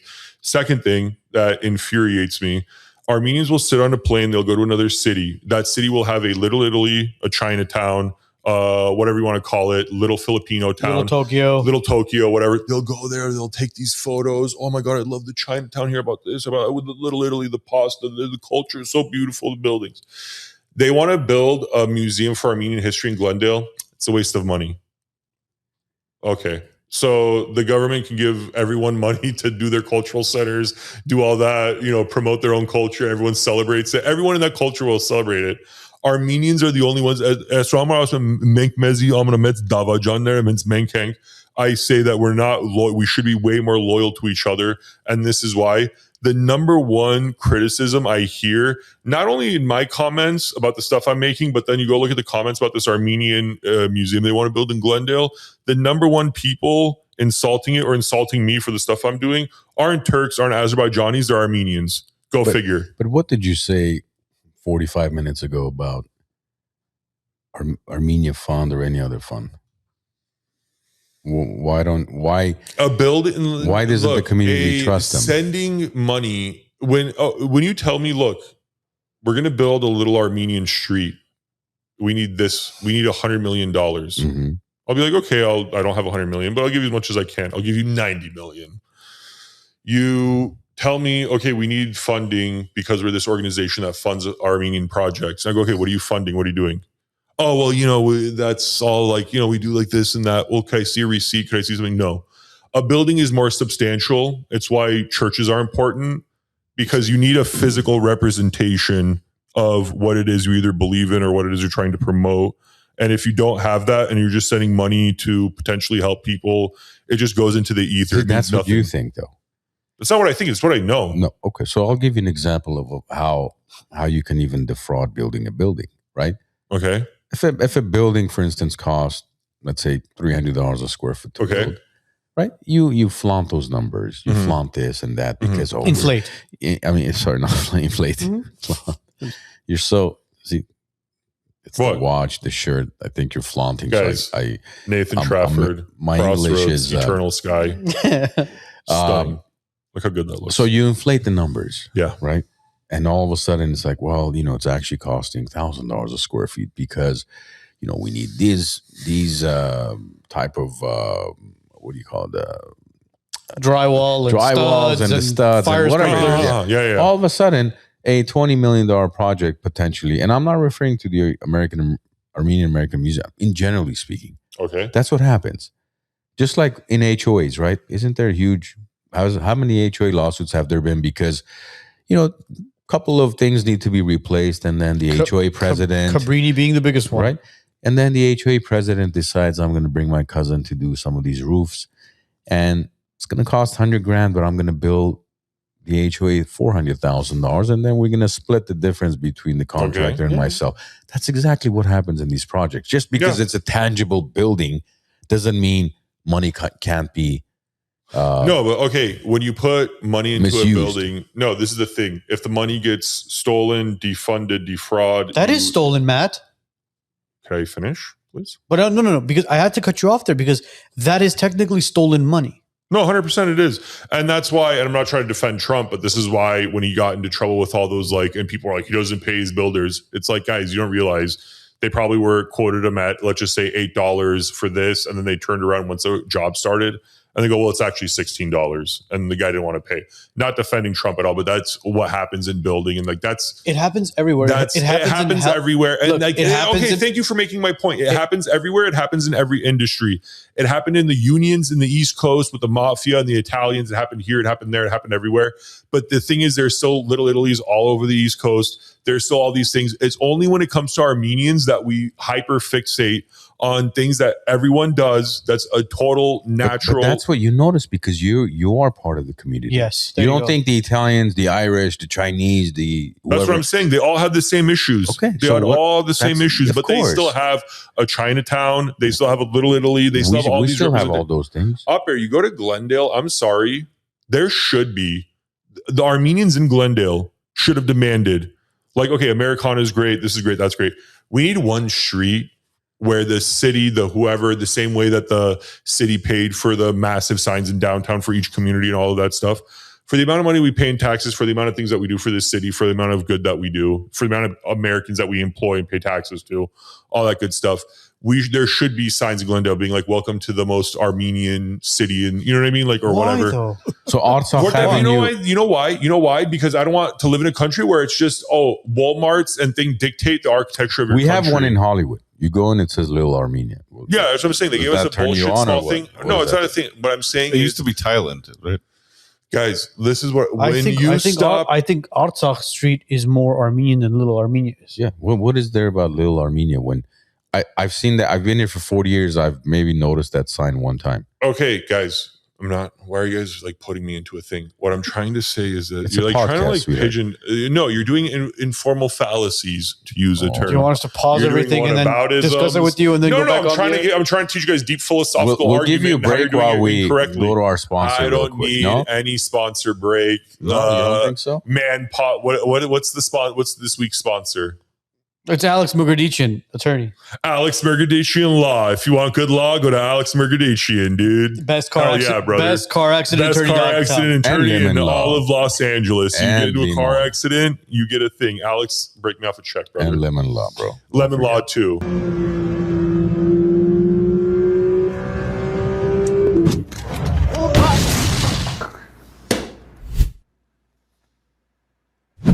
That quick?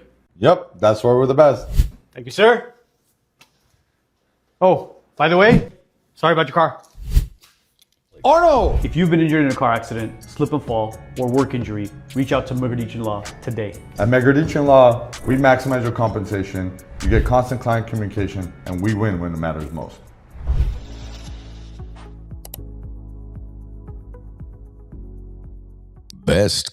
BestCarAccidentAttorney.com. See that? Did you see the size of his? He better cut me a check for the fucking for This the guy promo. just wants, what are you, credit whore? What is this? And- Credit Just want hog? those credits. See, and then, see this, and then they say, why do these fucking Yeah. Guys, I got Armenians want- drunk with power. I got a free watch. I got a gifted watch today. I'm feeling good about myself. I'm feeling like I'm making moves. I'm doing things. If Mugardichian Law wants to help out another Armenian content creator, just by support, a follow, a share, a whatever. I don't need much. I'm just saying, guys, it was a joke. I don't need a cut. I don't need a check. Alex, John, I'm proud of you. Sharnaki, in your law career, we're all here. God forbid if something happens, I'll give you a call. You know what you could do? Go support Alex's new tacos place. It's on Glen Oaks again. Actually, we'll put up the address It's right next to his right office. next to his office. Vito's Tacos. when Alex starts supporting my post, that's when I'll go eat his tacos. Shut How about up.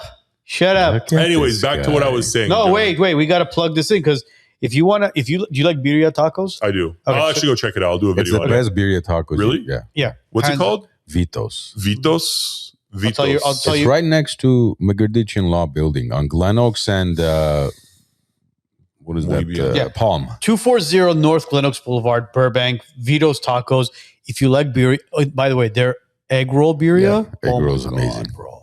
Egg roll birria? Yeah, bro. I like a good egg roll, dude. And imagine like the And you should do a segment on it, Mr. I will. Law, man. ooh, yeah. We Yeah. should do that, Yeah. There you go. bro. The egg All of roll us. with the beef, Call us there. We'll come with you. with Yeah. with the shredded beef inside, and you dip it into the beer. Oh my god, I can't wait for next Wednesday. We're doing it. Anyways, Anyways, go ahead. what the hell are we talking Vito's Tacos, baby. Vito's Tacos. Vito's talking, yeah, whatever. Anyways, back to this. Every Armenian, if you've been to a Chinatown, to a Little Italy, to a Little Bangladesh, I don't know.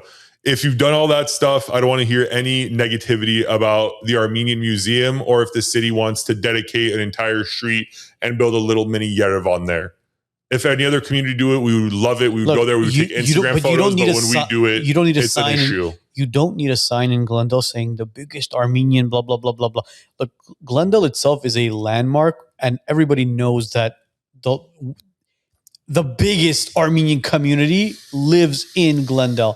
From the Rafi's places to Artsakh Street. I mean, majority of four of our council members are Armenian. Aper, look, one thing I've learned, it's the same reason why I made the videos I made about Nick Shirley and Randy Fat Ass Fine, and Dr. Boz. Sorry, I'm being very. I just feel like, guys, a new cigar lounge, it brings like a dark side of me. Like, I just feel like this is like the boys' time. Anyways, the reason why I made the videos and I acted the way I did and I responded to them specifically, I've learned this one thing, especially in basketball. Do you guys know what a punk test is? No. When you go in basketball, when you go play basketball in like a park. No. There's this thing called a punk test. A friend of mine in West Phoenix taught me this when I would go play in a rougher neighborhood with him. He would go, bro, I know you're a tough guy. You get into fights, whatever, this and that, which is good because I don't want you to be friends with any of these guys. And if they try to punk test you, you check them immediately. And I go, what's a punk test? He goes, they'll start small. They'll like either step on your shoes, elbow you in the stomach. They'll test you, right? You don't respond in that moment, they're going to hold a gun on you in the parking lot and rob you because they saw you're a punk. They can step on your shoes. They can elbow you. They can treat you less than a man and you allow it. So you're probably not going to react in a way that would scare them if they held a gun on you and said, give me your wallet, give me your shoes, give me all your shit, and then drive off. And I was like, yeah, okay, good. Wow. I'll if I'm ever punk tested, Good thing I stopped playing basketball. Exactly. Were you 6'8" at the time or 6'9" at the time? I was 6'9" at the time. Okay. Very, just a sweetheart of a boy. 6'9" since 4. Since I think freshman year of high school, I was 6'8". But anyways, not the point. The point is this. Can you dunk the ball, by the way? Now? Have you ever? Oh, yeah, I was throwing it down, bro. Vince Carter. Barely. No, I was dunking. Now you got to give me like a few months. I got to You didn't hurt your meniscus or anything?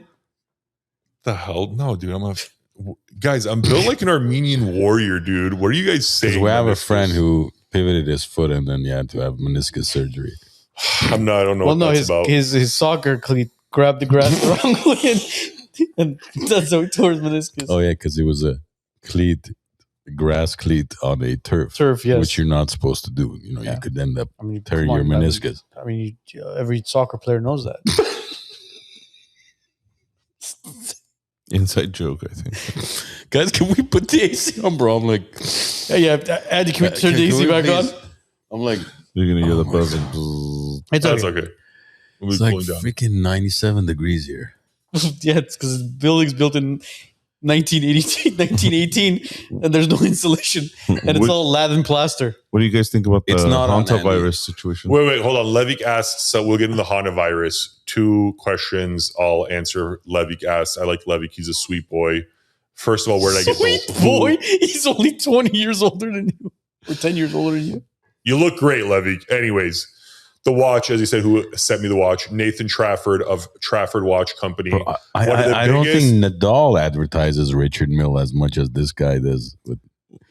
Richard Mille is the tackiest, Djokovic with Rolex piece of shit watches. This is a Nathan Trafford original. This is a discontinued watch. Like I said, you can't even get this anymore. Are we getting anything out of this advertisement? You're getting. Am I getting anything for Alex? Am I getting anything for Alex? Exactly. Why are you guys so thinking about getting a payoff? You get a free egg roll. How about that? Anyways, so gentlemen, this is the Nathan Trafford. But you can't dip it in the beer. Yeah. Eternal Sky. Eternal Sky. Like I said, special edition. First season of Cross. He's on his second season of the Crossroads. And then to answer his second question, why are you going to those places? You would go because that's where the best basketball is played. Sorry, if you want to be a good basketball player, you got to go where the good basketball players go. Yeah, why are you going to those places? That's exactly why. Because I'm not afraid of nothing, Levy John. In my teen years, I loved playing against guys your height. Not that there were very many back then. Actually, you're asking me why would I go to those places? Yanni, I would be scared. You guys want to be left alone? You, Levy? Yeah, you want to get a room? There's a Motel 6 down the street. Everything he makes into gay stuff, and I don't get it, but I like him as he's a good guy, even though he betrays me from time to time. I love this guy to pieces. Why are you gay? Why are you? I'm not going to get into it. In the beginning. All right. So, what was it? Hantavirus, right? Yeah. Okay. So, this Andrew, I don't think you turned it on, buddy. Or maybe you turned on the heater. Is it on? It's menopause, there we bro. go. It's my menopause. That's what. Hold on. What's that? What's it? Is it on? Okay, yeah, it's on 70. That's good. Okay. Oh. Okay. So there we go. Yeah. Now open your legs, Matt. Armo Dub, no, you don't need to pay to get your comments read. Keith Burnham, I'll read it right now for free. That's the type of guy I am. No, what does it say?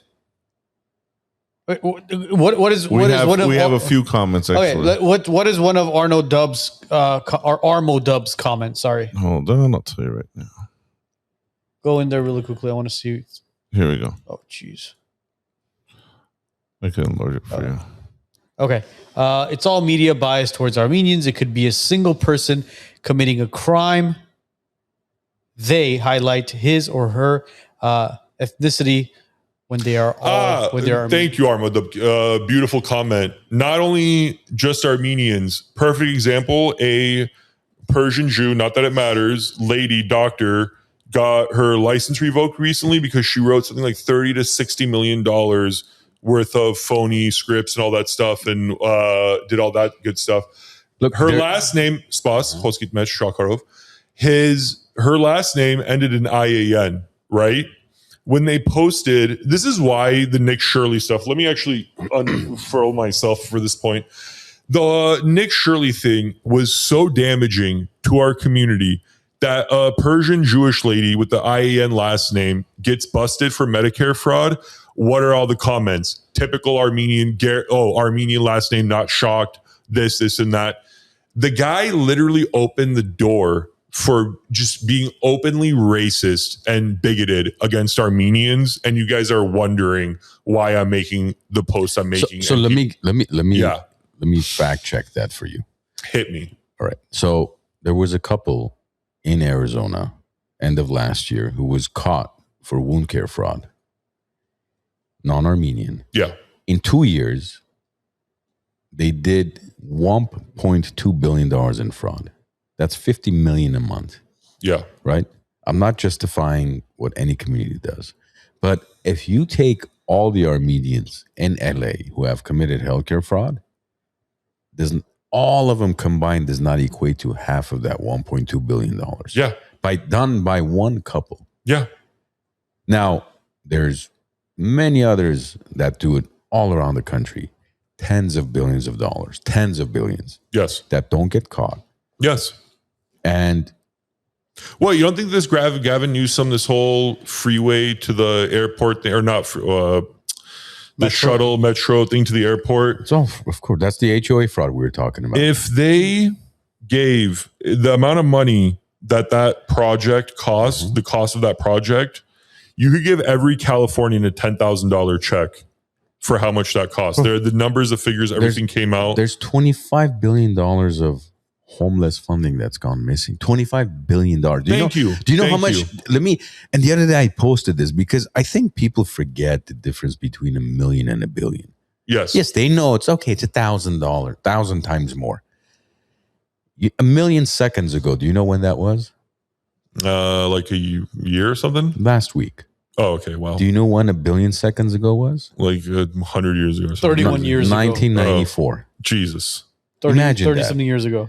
Imagine that. Yeah. That's the difference between 1 million and 1 billion. That's crazy. We've got 25 billion missing. Then the Pentagon, has 3 trillion. Yeah. You know what a trillion is? If you go back 1 trillion seconds, it's like 16,000 BC. Yeah. That's how insane trillion is. Yeah. And the Pentagon, we misplaced $3 trillion. Oh, how you just misplaced it? Huh? What does that mean? The same red-blooded white. This is why I'm so angry at the Republican Party. Not only the fact that, and I made a video about this. Let me repeat myself. The only people in the only community on a mass scale that's living the conservative dream in the United States is the Armenian community. I will stand by that, and I will give the entirety of Glendale as an example of that. And the fact that there's all these white, racist, loser douchebags on Nick Shirley's page, on all these other pages, writing, there's this loser of all losers, this dude that I don't block his page because it actually makes me funny how he just will go on a 3-page or 3-paragraph, whatever it is, comment. And then my favorite thing to do after he wrote all that is just delete it because I'm like, good for you. I hope you spent a lot of time writing that, brother. Anyways, gone now. Ain't no one reading that garbage. Anyways, oh geez, my foot. Anyways, point being is these people want to do all this write all this negative stuff while their own government steals billions from them. And this is the even funnier thing. I hate to break it. I hate to break it to you guys, you diehard MAGA movement, Armenian hating losers. I'll even say this. Let me point to you directly. Thank you, Joe. The funny thing about it is, even the Armenian criminals, right, who steal billions of, or not billions, the millions or however much they're being told for, this is the funny thing about them. They will then go take all that money and make every car dealer, clothing salesman, every single one in the community gets a piece of that fraud. If I'm being honest, if we're completely Lamborghini, Rolls-Royce, Rolex, every Rolex, every Louis Vuitton, every salesman is eating good the moment an Armenian commits fraud. This government will steal billions and send it to other places that an American will never even see the benefit of that.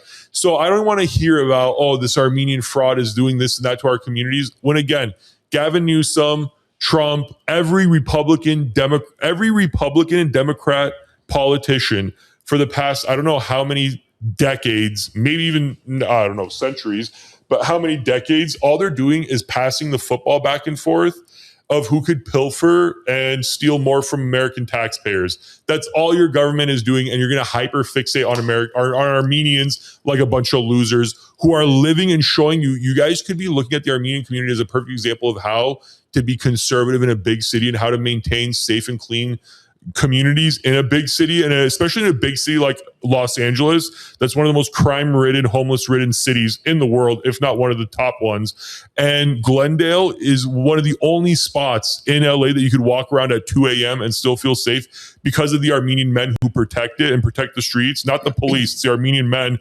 who, if they see someone shady walking around, they'll walk up and say something, not take a video when there's being someone victimized. Anyways, and the fact that you guys have the audacity to then talk trash about us, you deserve every billion that gets stolen from you. Going back to Gavin Newsom's high-speed metro project. So as of May 2026, Governor Newsom is aggressively pushing forward with the California high-speed rail project by shaking up the board to steer the project in the right direction. It's estimated to be 126 billion to 231 billion cost, and should be up and running in full service by 2038. So 12 years. Hasn't this thing been going on for like 20 plus years already? It has, but I mean, look at these numbers. Armand was just talking about the whole billion and trillion difference, right? Yeah. 126 billion to 231 billion. Look at that gap. But just do the calculation that I did.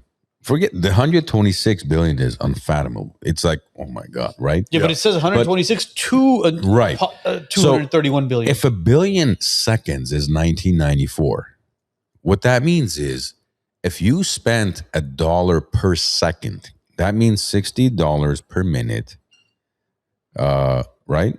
Yeah. And in an hour, you spend 60 times 60, which is what, $3,600. Mm-hmm. So if you spend $3,600 an hour since 1994, around the clock, you would have spent $1 billion since 1994. If you spend that much money around the clock. $1 million, not a lot of money. As of last week, if you spent $1 per second, you would have run out of money today. Yeah. Since last, let's say, Monday. Okay. Now, $1 trillion, if you spent $1 a second, would take you back all the way to 31,689 years ago, which is 29,663 BC. That's $1 trillion. Yes. What was it, BC? 29,663 Wow, this is way before before the almost 32,000 years it would take you to spend $1 trillion by spending $1 per second. And this is why I've become massively socialist when it comes to things like medicine and giving the unhoused a home and all this. Because if the Pentagon could just lose $3 trillion, that could have went to, I don't know, if someone could Google it at home, if someone could think, if you want to look up how much it would cost to fix the American Medicare issue or fix the American homeless issue, fix the American suicide rates, drug problems, all that stuff. I think if you added every single issue that plagues America right now, and you put all of those services together, what it would cost to get rid of that, I still think it would cost less than $3 trillion. Dude. And the fact that our country or the people of this country don't focus on that, and again, focus on the Armenian community, is another just reason why I've become so ardent about what I fight about and what I speak about. We've talked about this fraud dozens and dozens of times.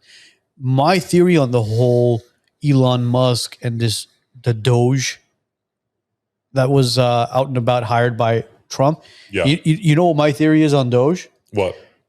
I think when Musk began to dig into the government to find out how much money was being wasted. Yes. I think he got into a rabbit hole that he wasn't expecting. No. Yeah. And he said, dude, you know what? I don't want to be part of this. Yeah. Screw this shit. Yeah. And he walked away from it. Or he was willing to possibly expose it. And they said, if you expose this, you will be taken out. Yeah. Something happened. Again, I wholeheartedly believe that. Well, and he doesn't need to be taken out. I don't know. What he needs, look, the only reason why Elon Musk exists is because of the government. If it wasn't for government subsidies, there would be no Tesla. There would be no SpaceX. There would be no anything. But Tesla vehicles are still one of the most affordable vehicles out in the market. The only reason he was able to produce it and mass produce it is because of all the government funding. I understand that. So which means if they cut that, they don't need to take him out. They just have to stop funding him. Look, when we talked about government funding, right? Everybody takes advantage of government funding. Right. When it comes to even insurance funding, right? Right. When they find out, car accident, take it to a body shop. Oh, well, who's paying for it? Well, I'm paying for it. Give me like $500. I'll wrap this up in a day. Yeah. But when you tell them, I'm going to be filing an insurance claim. Oh, well, you know what? That $500 is now $5,000. They add a zero next to it, right? And I think the same thing could be said about Elon Musk and Tesla. And again, this isn't me, stroking Elon Musk at all. It's just me saying that, all right, you know what? If he knows that the government is paying for X, Y, and Z, he could take advantage of the system and, you know what? Inflate his prices where a Tesla Model 3 won't cost $30,000. He did that for the longest time. For how long? For the first 10, 15 years of Tesla. But look at how much Teslas are selling for now. Yes, because it's mass produced now. Before a Tesla, Joe's a great example. When he got his Y or 3, whichever one it was a few years ago, he paid like $3 million for it, and then it dropped to $30,000 2 years later. No, I know, but when you look at he took a bunch of money, he invested it into his company, and he could have continued to just mark up the prices on it. And he did for the longest time. Yeah, but then all of a sudden he dropped it down. Of course, because then he was able to mass produce it. He didn't need to sell it at 80,000. He could sell at 40,000. So are they not mass producing all these medicines with big pharmacy? Of course they are, but that's the whole pharmaceutical mafia. And the scam is that when you get a patent, you've got, I think it's 10 years that you are the only one who can manufacture it because you own the patent. Mm-hmm. After 10 years, you have no exclusivity. That's why if you notice, a medication could be $2,000 today, and then 10 years later, when it's mass produced, it's like 87 cents, right? That's the reason. Because they dump hundreds of millions and billions into research, and they get that exclusivity in return to capitalize on it, make money, and then everybody else can sell the best thing to happen to medicine historically is introducing capitalism and medical work in the same sphere. It's the reason why so many surgeries in America that used to cost $10,000, $20,000, $30,000 now cost, I think, $1,500, stuff like that. When you introduce capitalism, it's why the Canadian medical system, all social healthcare, whatever systems, they're all either failing, have massive lines, or don't innovate or don't come up with anything new because you're not incentivized to create or to be the best doctor. It's why the best doctors in the world are all here. So if you look at the best top 10 world hospitals, right, I think half of them are in America. Yeah, but the issue with that is, for example, one of my good friends is a world-renowned, very well-known surgeon. Do you know how much he was getting paid, reimbursed for gallbladder removal surgery? How much? What do you think? Like, your dad's in medicine. He's a doctor. Mhm. So, I mean, what's your best guess for a gallbladder removal? 500 to maybe a couple thousand. $267. Holy smokes. He could deliver DoorDash for 4 hours and make more than that. Yeah. And No, yeah. as a surgeon who studied in Where is this? here in Glendale, Oh, okay. a surgeon who studied in Russia Yeah. and studied in the U.S. Okay. So both, he's got, that, I guess, Soviet communism education and Western education. Okay. Brilliant surgeon, but $267. So he stopped doing it. He's like, it's not even worth my time. No, it's not even worth the Like, I mean, you go to school for 27 years to become a surgeon. You're not just a doctor, you're a surgeon, so you could get reimbursed. I would be embarrassed to even deposit that check if I was a surgeon. Like, what is that for, sir? Well, I did 4 gallbladder surgeries. Oh, and you only made $812. Sir, the check bounced. That's exactly. So bad. I mean, Well, bro, then you have You other know it was doctors. $25. Well, dude,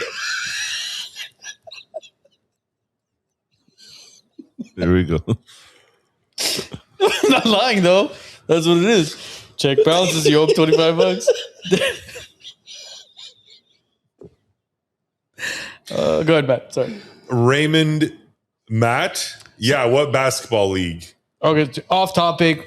My fine gentleman, does a Tall Armenian want to join a basketball league? If you are any way affiliated with Ararat, I am not interested. No, he's I not have affiliated a with Ararat. He's lifelong beef with them. So no, but yeah, any other organization I would be down to play with. somebody read, who is this? Armo W says, do I have to donate to get your comments? Yeah, We read it already. We read the comment. We read that We one. read the comment. We read the comment. Clearly, nobody's donating and their comments are being read, so no, you don't have to. Do you guys want to touch a little bit on the Hantavirus or any of that Yeah, stuff? but did you guys hear the data center they're building in Utah? How massive that? You know how massive the data center is going to be? what they're going to store there? No, if I tell you, again, it's hard to comprehend the size of How this. many acres is it? 40,000, No. What? Man. 62 square miles. No. Of data center? Yes, In where? Utah, you said? Yeah, they were having issues about the water rights or whatever. Okay, so I think they didn't have enough extension cords. yeah, bro, 40,000 acre project. Do you know what 40,000 acres is? It's basically two and a half times the size of Manhattan. Caught it again. I caught it again. Guys, don't put me in a corner. Why can't I sit in the middle next? Put me in the middle. Come sit on my lap. Come on. No, Lisa. Ari, opari girkari. I feel like I look so How did you dumb. fit- Hey, how did Joe, you stop fit- doing the 3 shot. I look Is- fat and I this look great. dumb. This Is GW gigawatts or Gigawatts. or gigawatts? Gigawatts. Not gigawatts, right? Giga. No, Jigga. It's 9 gigawatts, I think, right? Is that what it is? 9 gigawatts of a full build out, 40,000 acres.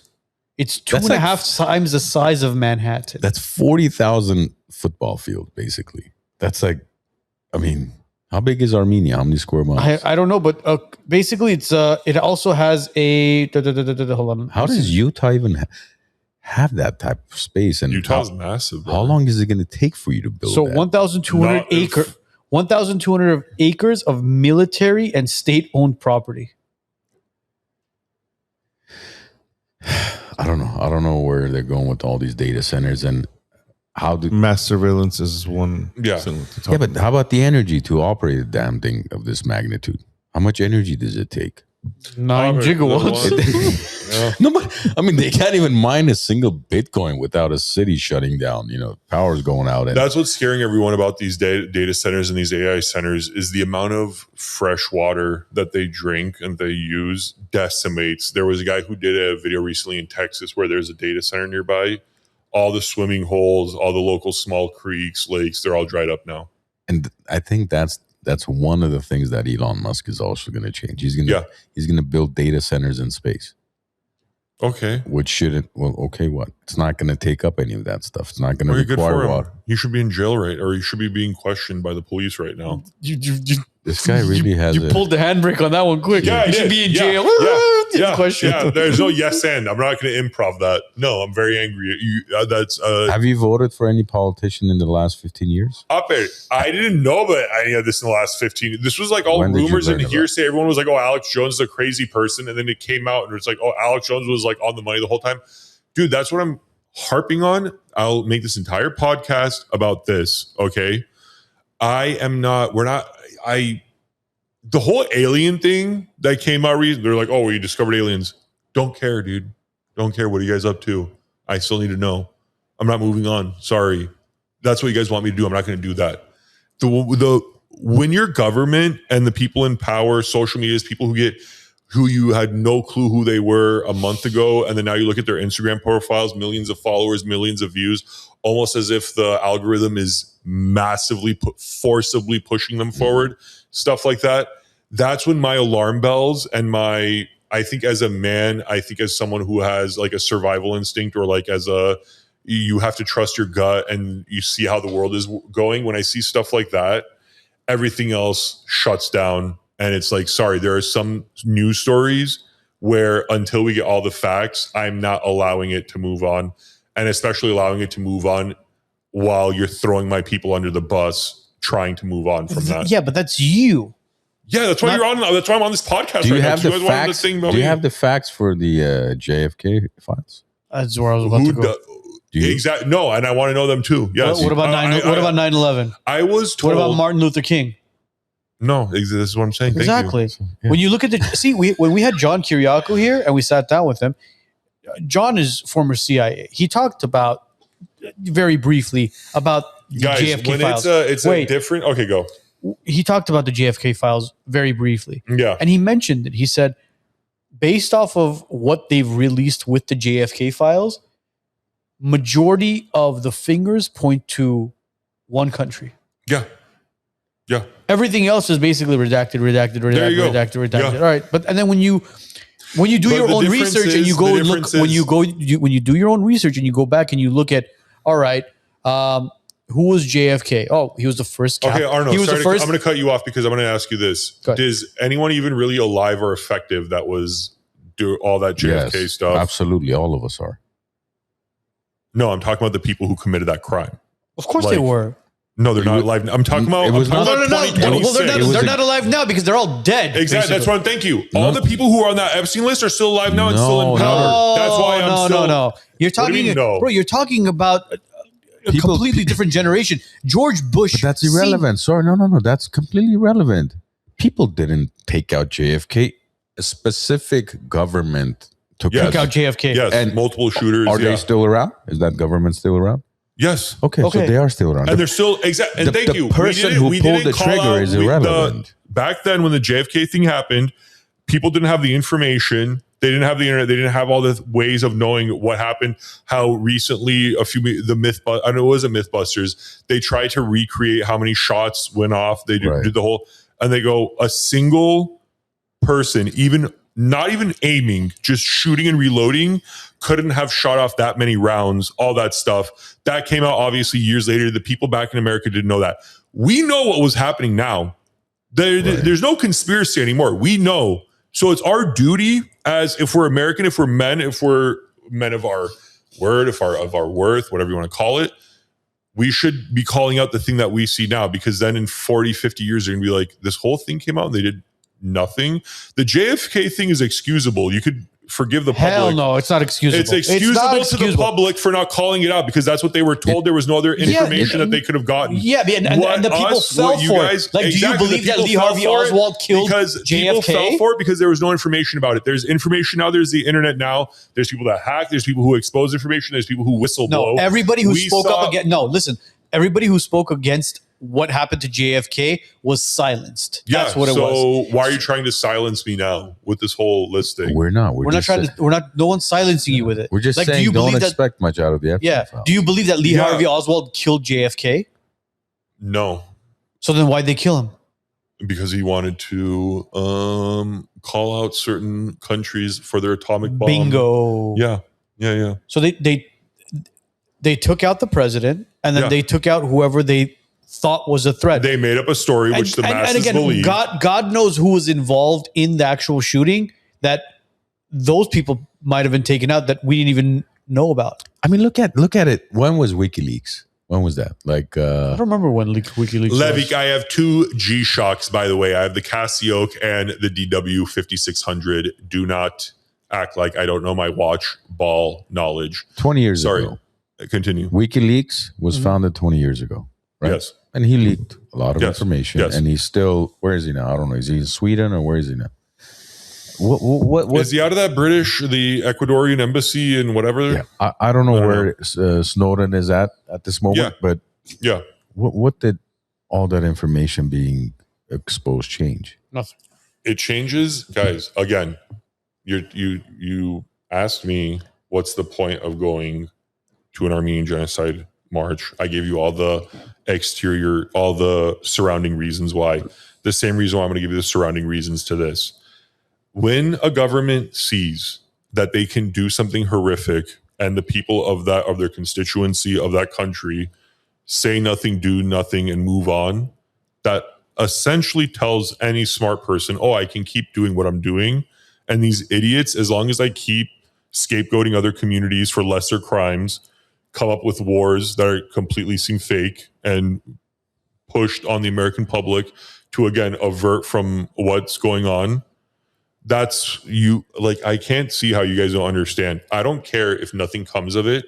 I just want the people in power to know I'm not forgetting this. You will never live, Dr. Oz, Trump, whoever's on that list.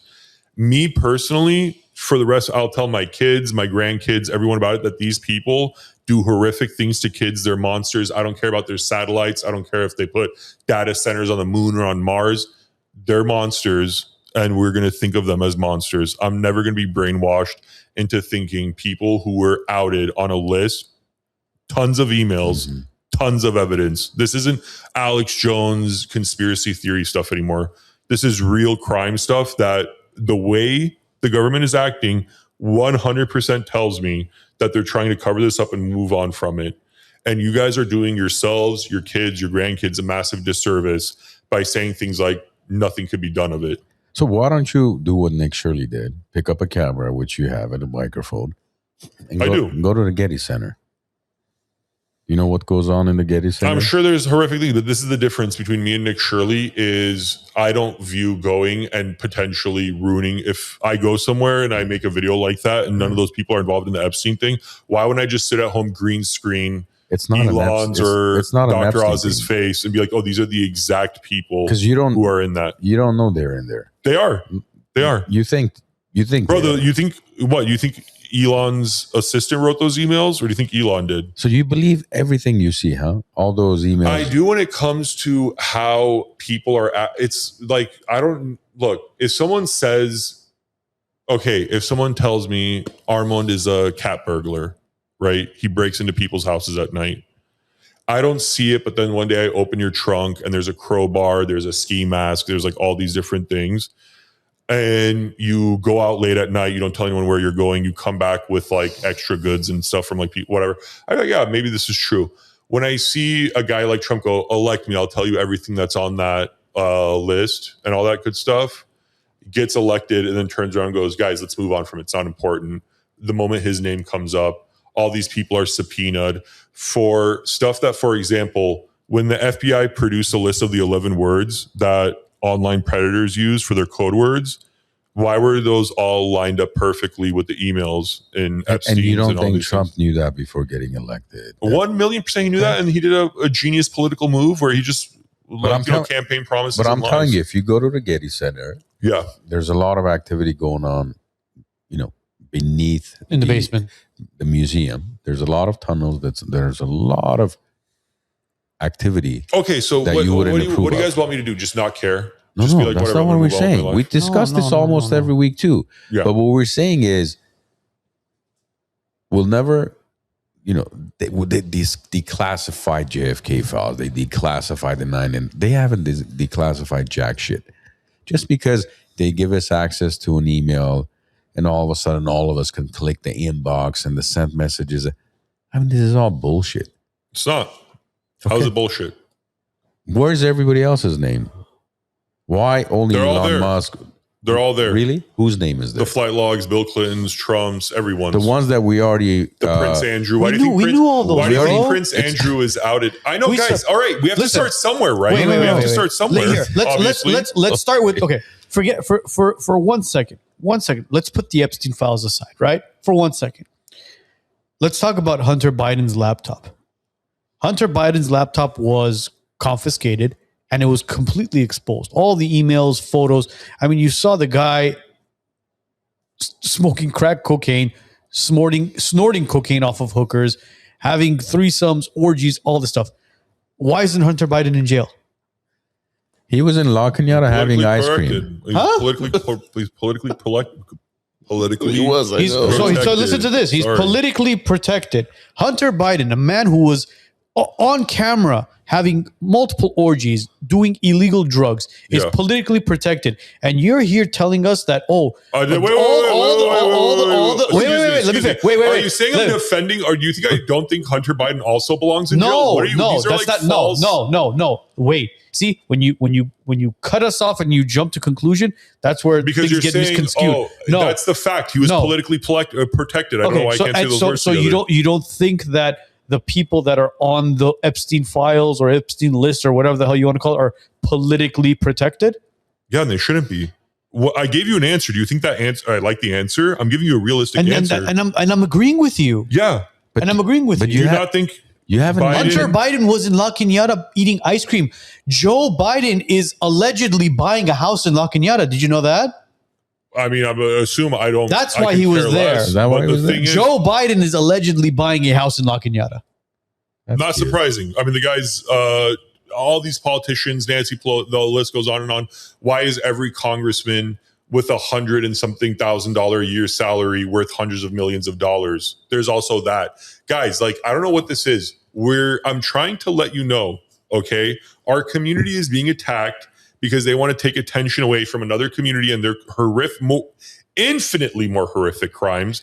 And then you guys are saying, You, why does that you matter? really What are think gonna that do? 200-300 Like, it's a good hospices thing. they're going on after is how they're going to distract the whole world? No, they're going to distract the world by What? doing the Armenian hospice thing, the Somali Come daycare on. thing, the Come on, Hantavirus Matthew, thing, really? the Iran war thing. How many different things are they going to No, come Iran up? How war many thing is massive different. That- stories are going to pop up because it's this weird thing where in the last 3 months, what have we gotten? Aliens. Aliens. Thank you, Joe. We've gotten a war in Iran. All right. We've gotten that. We've gotten Hantavirus. Hantavirus. Thank you. We've gotten Armenians are decimating LA's hospice and the fraud and the thing. And then the Somalis and then this group and then that group. Homie, how many other examples do you need? News cycles didn't usually go like this. You would get like a war 1 year, and then maybe a couple of years later, you would get a smallpox or like a thing, and then another year later. It wasn't this radical push of like, now we're in a war, you might be in a draft, and now, like no one gave a shit about that. Everyone's still thinking, aliens, holy shit, there's aliens. And it's like, why are you guys doing this all now? That's so weird. What happened 3 months ago? That now all of a sudden, all of these things need to be talked about, and all these things need to be happen. Every single military advisor told Trump this would be a stupid idea to attack Iran. And obviously we're seeing the end result of that.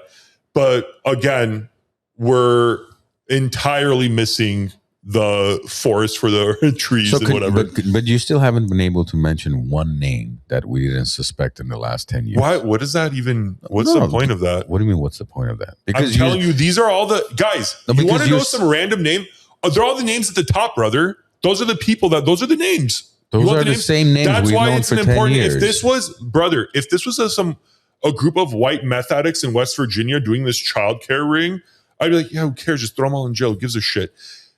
And when it's the most powerful people in America, England, the list goes on and on. No, it doesn't. That's the problem. It doesn't go on and on. It's Saudi Arabia, Turkey, the list goes on and on. No, it doesn't. You still haven't been able to name That King Solomon, the Trump, everyone in power. Armo and John, what are you We suspected stuck on, those names homie? for the past 10 years. I don't Good. know. And now there's real evidence against them. No, there isn't. Yeah, there is. I'm not understanding the argument here, though. The argument I'm, is confused. whatever you think that was exposed to you, all of a sudden, the 3 million emails, they didn't expose jack shit. Because you can't name Okay, bro. one name that you did not suspect in 2015 or 16 or 18? Tell me one name. What's the upper? This is the weirdest philosophical argument. It's not it's not the weirdest philosophical. Because they're just.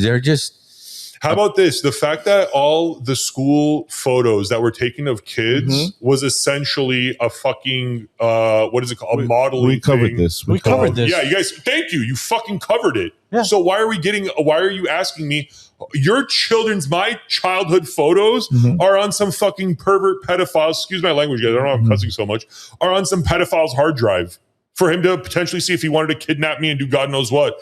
And you're asking me can you name me people? Life Touch, perfect example. The people, the heads of that, who knew where those photos were going to. That would be great if those guys could all be sitting in jail. Peter Thiel. Dude, how many more up there? Like, I'm so confused. What do you want me to do? Do you want me to? I don't care about the people at the bottom. I care about the people at the top. That's the people who were outed in the emails. Has anybody showed up at Life Touch's headquarters? No, that's the thing. That's why I'm pissed off, dude, is because this horrific crime happened, right? None of those people are sitting in a courtroom, are being publicly, they are, but like not on a media scale, are being publicly humiliated and outed. But what am I seeing? Oh, I open this little douchebag's Instagram and I see thousands of comments of anti-Armenian stuff when 2 weeks ago, white dudes, and I wanted to make a video about this and I might still do it, to all the white people writing, why are there so many Armenians in fraud? Why are there so many white people on the Epstein list? Let's talk about that, right? So it's like we could always throw this thing back and forth. And the one thing is, again, for the maybe 10th time I've said this on the podcast, I don't want my people being insulted and thrown under the bus when you guys, the people in power and people like Nick, Shirley, and Dr. Oz did infinitely worse. That's my point. Nick Shirley was nobody of power, and he still isn't. He still isn't, but now he's giving people a prime place and a safe environment to be as hateful towards Armenians as possible. So create. Why doesn't an Armenian create a space? I am to be hateful towards whatever other industry. No, I'm creating a space where I'm letting these people know. Yeah, you could attack my community, but there will be an answer for it. And Nick Shirley, the whole thing about his family, I will be making a video about that. Because if he's going to attack Armenians, then I'm going to attack being Armenians are what's most important to me. Sorry. Yeah. So I'm going to bring up what's most important to him and provide a space for people to say whatever they want about that. Is that okay? For me, the importance is this. I don't like the fact that our community has a victimhood mentality. And that's the reason why. No. Again. Yes and no. Not me personally, but yes, I see what you're saying. Why are they attacking us? Why are they this? Well, do something about it. Victimhood mentality. Yeah, we have a real victimhood mentality. When I leave here and I drive down Glen Oaks and 16-year-old Armenian kids are in $100,000 BMWs. Homie, if we have a victim mentality, other people should have it too, because we're killing it with the victim mentality. We're not sitting here crying over shit. You're proud of a 16-year-old driving $100,000 car? You know why I'm proud of that? Even though it's a stupid thing, the parents never should have done that.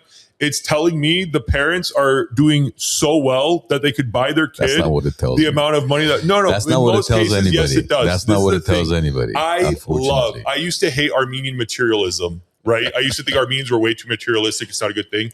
Now I look at it as a point of pride. I'm like, yeah, I love when they go and they do these interview man on the street things at what is it called? Americana, and they'll go to someone wearing a $10,000 fit. And they'll be like, what do you do? Oh, I'm a doctor. This is like my weekend, whatever. Or I'm a this, I do that, whatever. That's the thing. I don't look at Armenians as a victim people because of how much success and how much we win. I don't know what the fuck you're talking about. Are you not successful?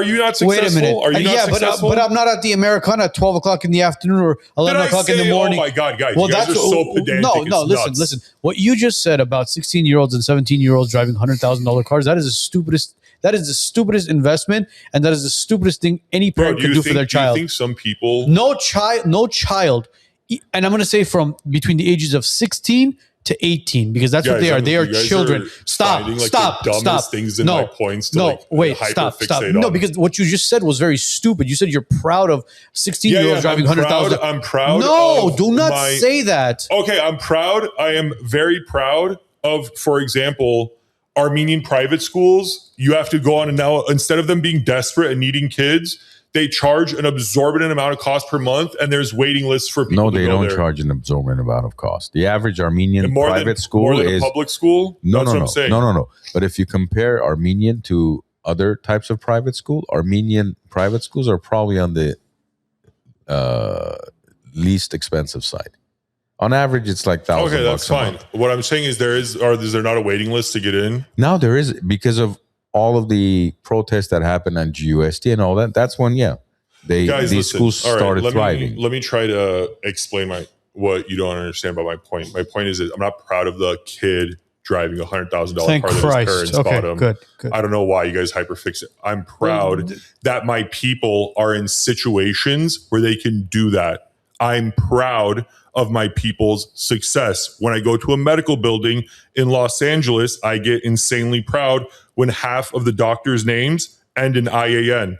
I get insanely proud when I'm driving somewhere with my friends, my family, my wife, whatever. They point out a building and they go, oh, an Armenian guy just bought this building, or it's like has an Armenian, or when I see my last name on a CSUN building because some Armenian couple with my same last name donated so much for them to build that building. That's what I'm talking about. That's different. Pride of what sorry that you guys had to fixate. I like that people complain like, hey, Armenians, stop buying your kids such expensive cars. I don't want these kids having these expensive, fast cars, but I like that that's our issue and it's not crime or these Armenian kids need to stop going around and raping people and like destroying whatever property or doing this and doing that. I like that our only two really bad cliches are, oh, you guys steal money from the government and you guys drive too fast. Essentially, it's safe to say you're proud Armenian, pretty much. That's because even our negative stuff isn't as disgusting as other people's negative stuff.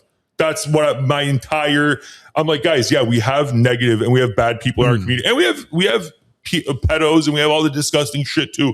We're not immune to that. But what I am saying is even the worst of us and how the Armenian community, even ourselves, will attack people committing fraud in our community more than any other community attacks their own community for committing crimes. We will literally make fun of Armenians. When they built that FBI headquarters for fraud, were we like, oh, the FBI is racially targeting Armenians? And no, what do we say? Love and on them. Whatever. We were doing it way too much. Now they're busting us. They're teaching these Armenians that are coming and committing fraud. It's not a good thing and that they know what the fuck we're doing now. That's what I'm saying, guys. I know we have our bad stuff too, but the good grossly outweighs the bad. And if numbers and FBI statistics kind of show it, living in America in a city full of Armenians, you're in the top 25 safest places to be in America. In Los Angeles. I think you're completely twisting what we're saying as if like we're claiming Armenians, our community is bad and we're, there's more bad things. That's not what we're saying. All we're saying is when it comes to the victimhood mentality, right? Instead of complaining about Nick Shirley or Dr. Oz, why doesn't one of those Armenian doctors that you're so proud of become the next administrator of CMS or the next administrator of CPDH or whatever, why don't you become the president of the United States, bro? I can't. I wasn't born here. I wasn't born here. Okay, those people either have they can only become the councilman of Glendale. That's it. That's all our potential. No, we could, and that's the other thing, and that's actually a big problem. I do want to talk about Armenians. We need to stop doing this thing of because that like the same Armenians that harp on what kind of car you drive, how much you're worth, how kind of car you live or house you live in, all that good stuff, are the same Armenians that will turn around and make fun of an Armenian who gets into the weed game or gets into fraud or does whatever they do. And it's like, bro, you basically conditioned an entire generation of young people to think, oh, my entire value is attached to the car I drive, the clothes I wear, the house I live in. But then you get mad at me and you make fun of me for getting there faster than everyone else using whatever means that I thought were possible. And most of the time legal. I'm not talking about the fraud guys, but the other guys, like, for example, the people in the weed game that are doing it fully legally. Armenians will make fun of them. I'm like, whatever. He's like bullshit guy. And you're like, dude, this guy makes like 100,000 over a month. And on top of it, he's doing everything that he's buying the car, driving or wearing the clothes, living in the house, all that stuff that you make fun of other people for not having. but now you're going to make fun of this guy. That's what I'm saying. We're in this weird loop of we've completely bastardized ourselves, through materialism, through having these bullshit goals. Instead of telling your kids, like, this is the thing. In one thing I'm very proud of the Phoenix Armenian community, the guy in the community that was my best friend's dad was one of the most respected guys in the community. Guy was a mechanic, hardworking mechanic. Why did every guy in the community respect him the most? He was the first guy at the Agum meetings, whatever. I'm not saying like Dash Narsakan is a guy. I'm not defending, but he was the guy that literally put all the work in for the community, for us to have a community center, all that other stuff. That's why we respected that dude. If he lived in LA, I think people would have been like, spara bananum, like mechanic, SN, doctor Elner or whatever. And you guys would have shat on him and disrespect him in another way. Right? What? I know, and I know because I've seen it, bro. I've seen the amount of shallow, bro. I'm not saying which family member, but me as a guy, one of my buddies came, dropped me off. A girl there, whatever. No, I'm not saying family. An acquaintance, let's just say, looked and goes, "Oh, he's only driving a 320 or 320i or whatever, like a 3 Series." And I'm like, who cares? Then BMW, because Arizona, whatever. We're not like that into a car or whatever, like this BMW, that. I'm like, no, it's a nice BMW. Why are you shitting on it? It's a base level. Yeah, but who do you blame for that? The parents, the culture. Okay. The same parent that's who what was I'm proud saying. of his 16-year-old driving a $100,000 car. No, and that's what I'm saying. I'm not proud of the kid. I'm proud of the fact that we've gotten there. The problem is we were always, look, leasing a $100,000 car shouldn't be anything you're proud of. Forget I said the $100,000 car. The whole point of that was I'm proud of the adults in the room that could make that situation happen for their kids. While other parents in this country struggle to feed their kids, listen, Armenians are being made fun of because they're buying their kids $100,000 cars. That's my point. The one thing our culture needs to do, and I've been seeing this more and more, especially since my kids are attending elementary school, is our culture, they need to talk to our kids more. Yes. They need to have conversations with our children more. Unfortunately, that's not happening. And this is a very, it's going to be a very, very bad ending if it continues this way. Yes. Because what's going to happen is you're no longer going to be raising your children.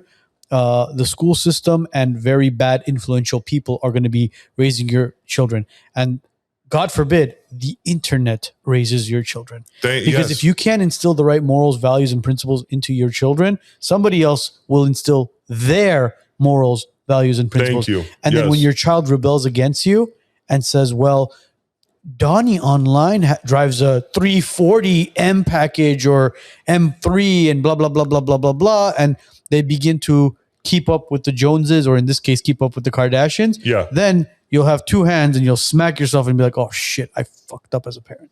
Yeah, no, I'm not saying, look, the hardest part we got done. The hardest part of life, Armenians got done. And that's the survival part. And you know what they're doing now? They're saying that I didn't have it. Let little Bobby have it. No, that's wrong. No, it is wrong. And I agree. I would, but that's what's happening right now. If you had the means and you knew, okay, I could afford to buy my kid this, but all the risks and all the things associated with it and still doing it, yeah, you're not a good parent. I 100% agree with you on that.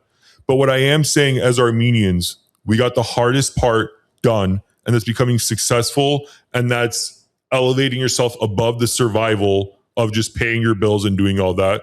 Most Armenians have accomplished that. The easy part now, the easiest thing now is a mental shift.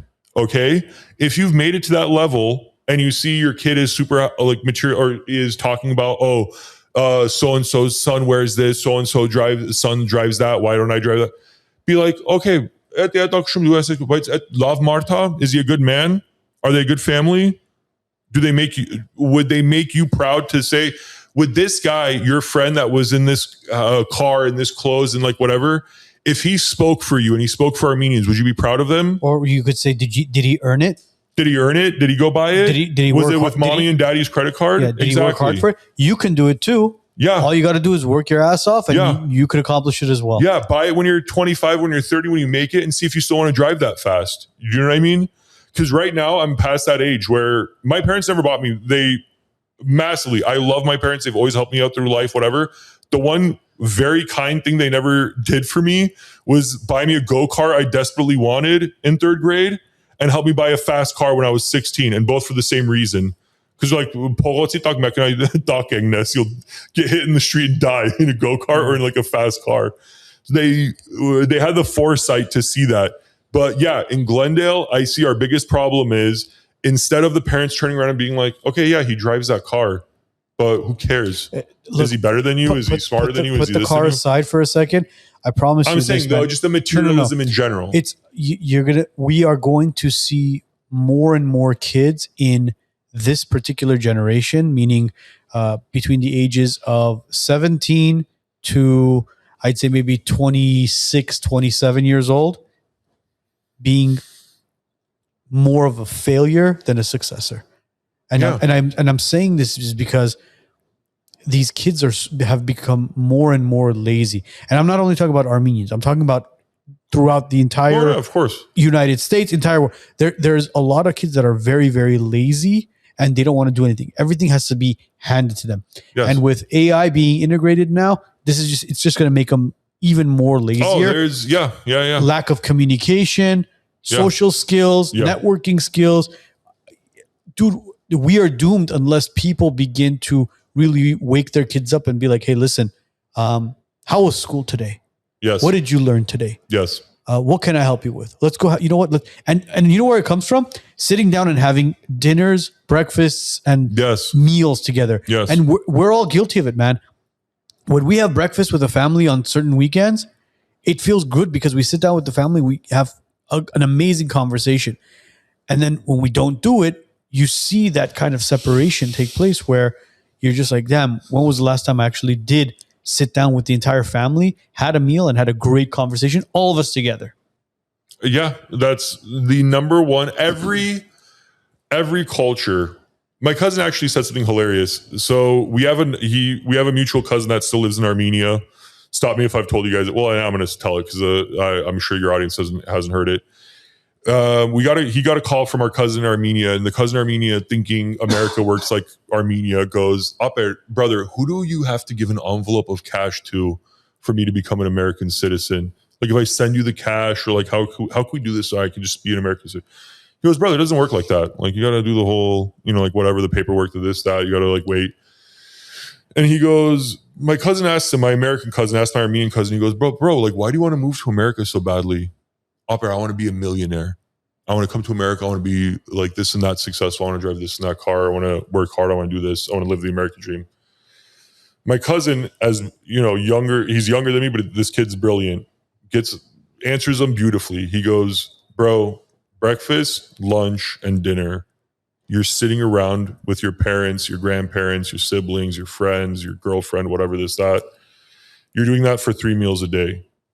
The average American millionaire, he's eating whatever microwave meal or whatever dinner his wife maybe not made him over the sink at like 10 p.m. at night. Well, his wife is maybe raising the kids, maybe cheating, maybe whatever. She's great, maybe she's not. And the kids don't know who the hell he is and whatever. Yeah, my dad makes this amount of money, but unless he buys me this and that type of Mercedes when I turn 16, he's a loser and whatever.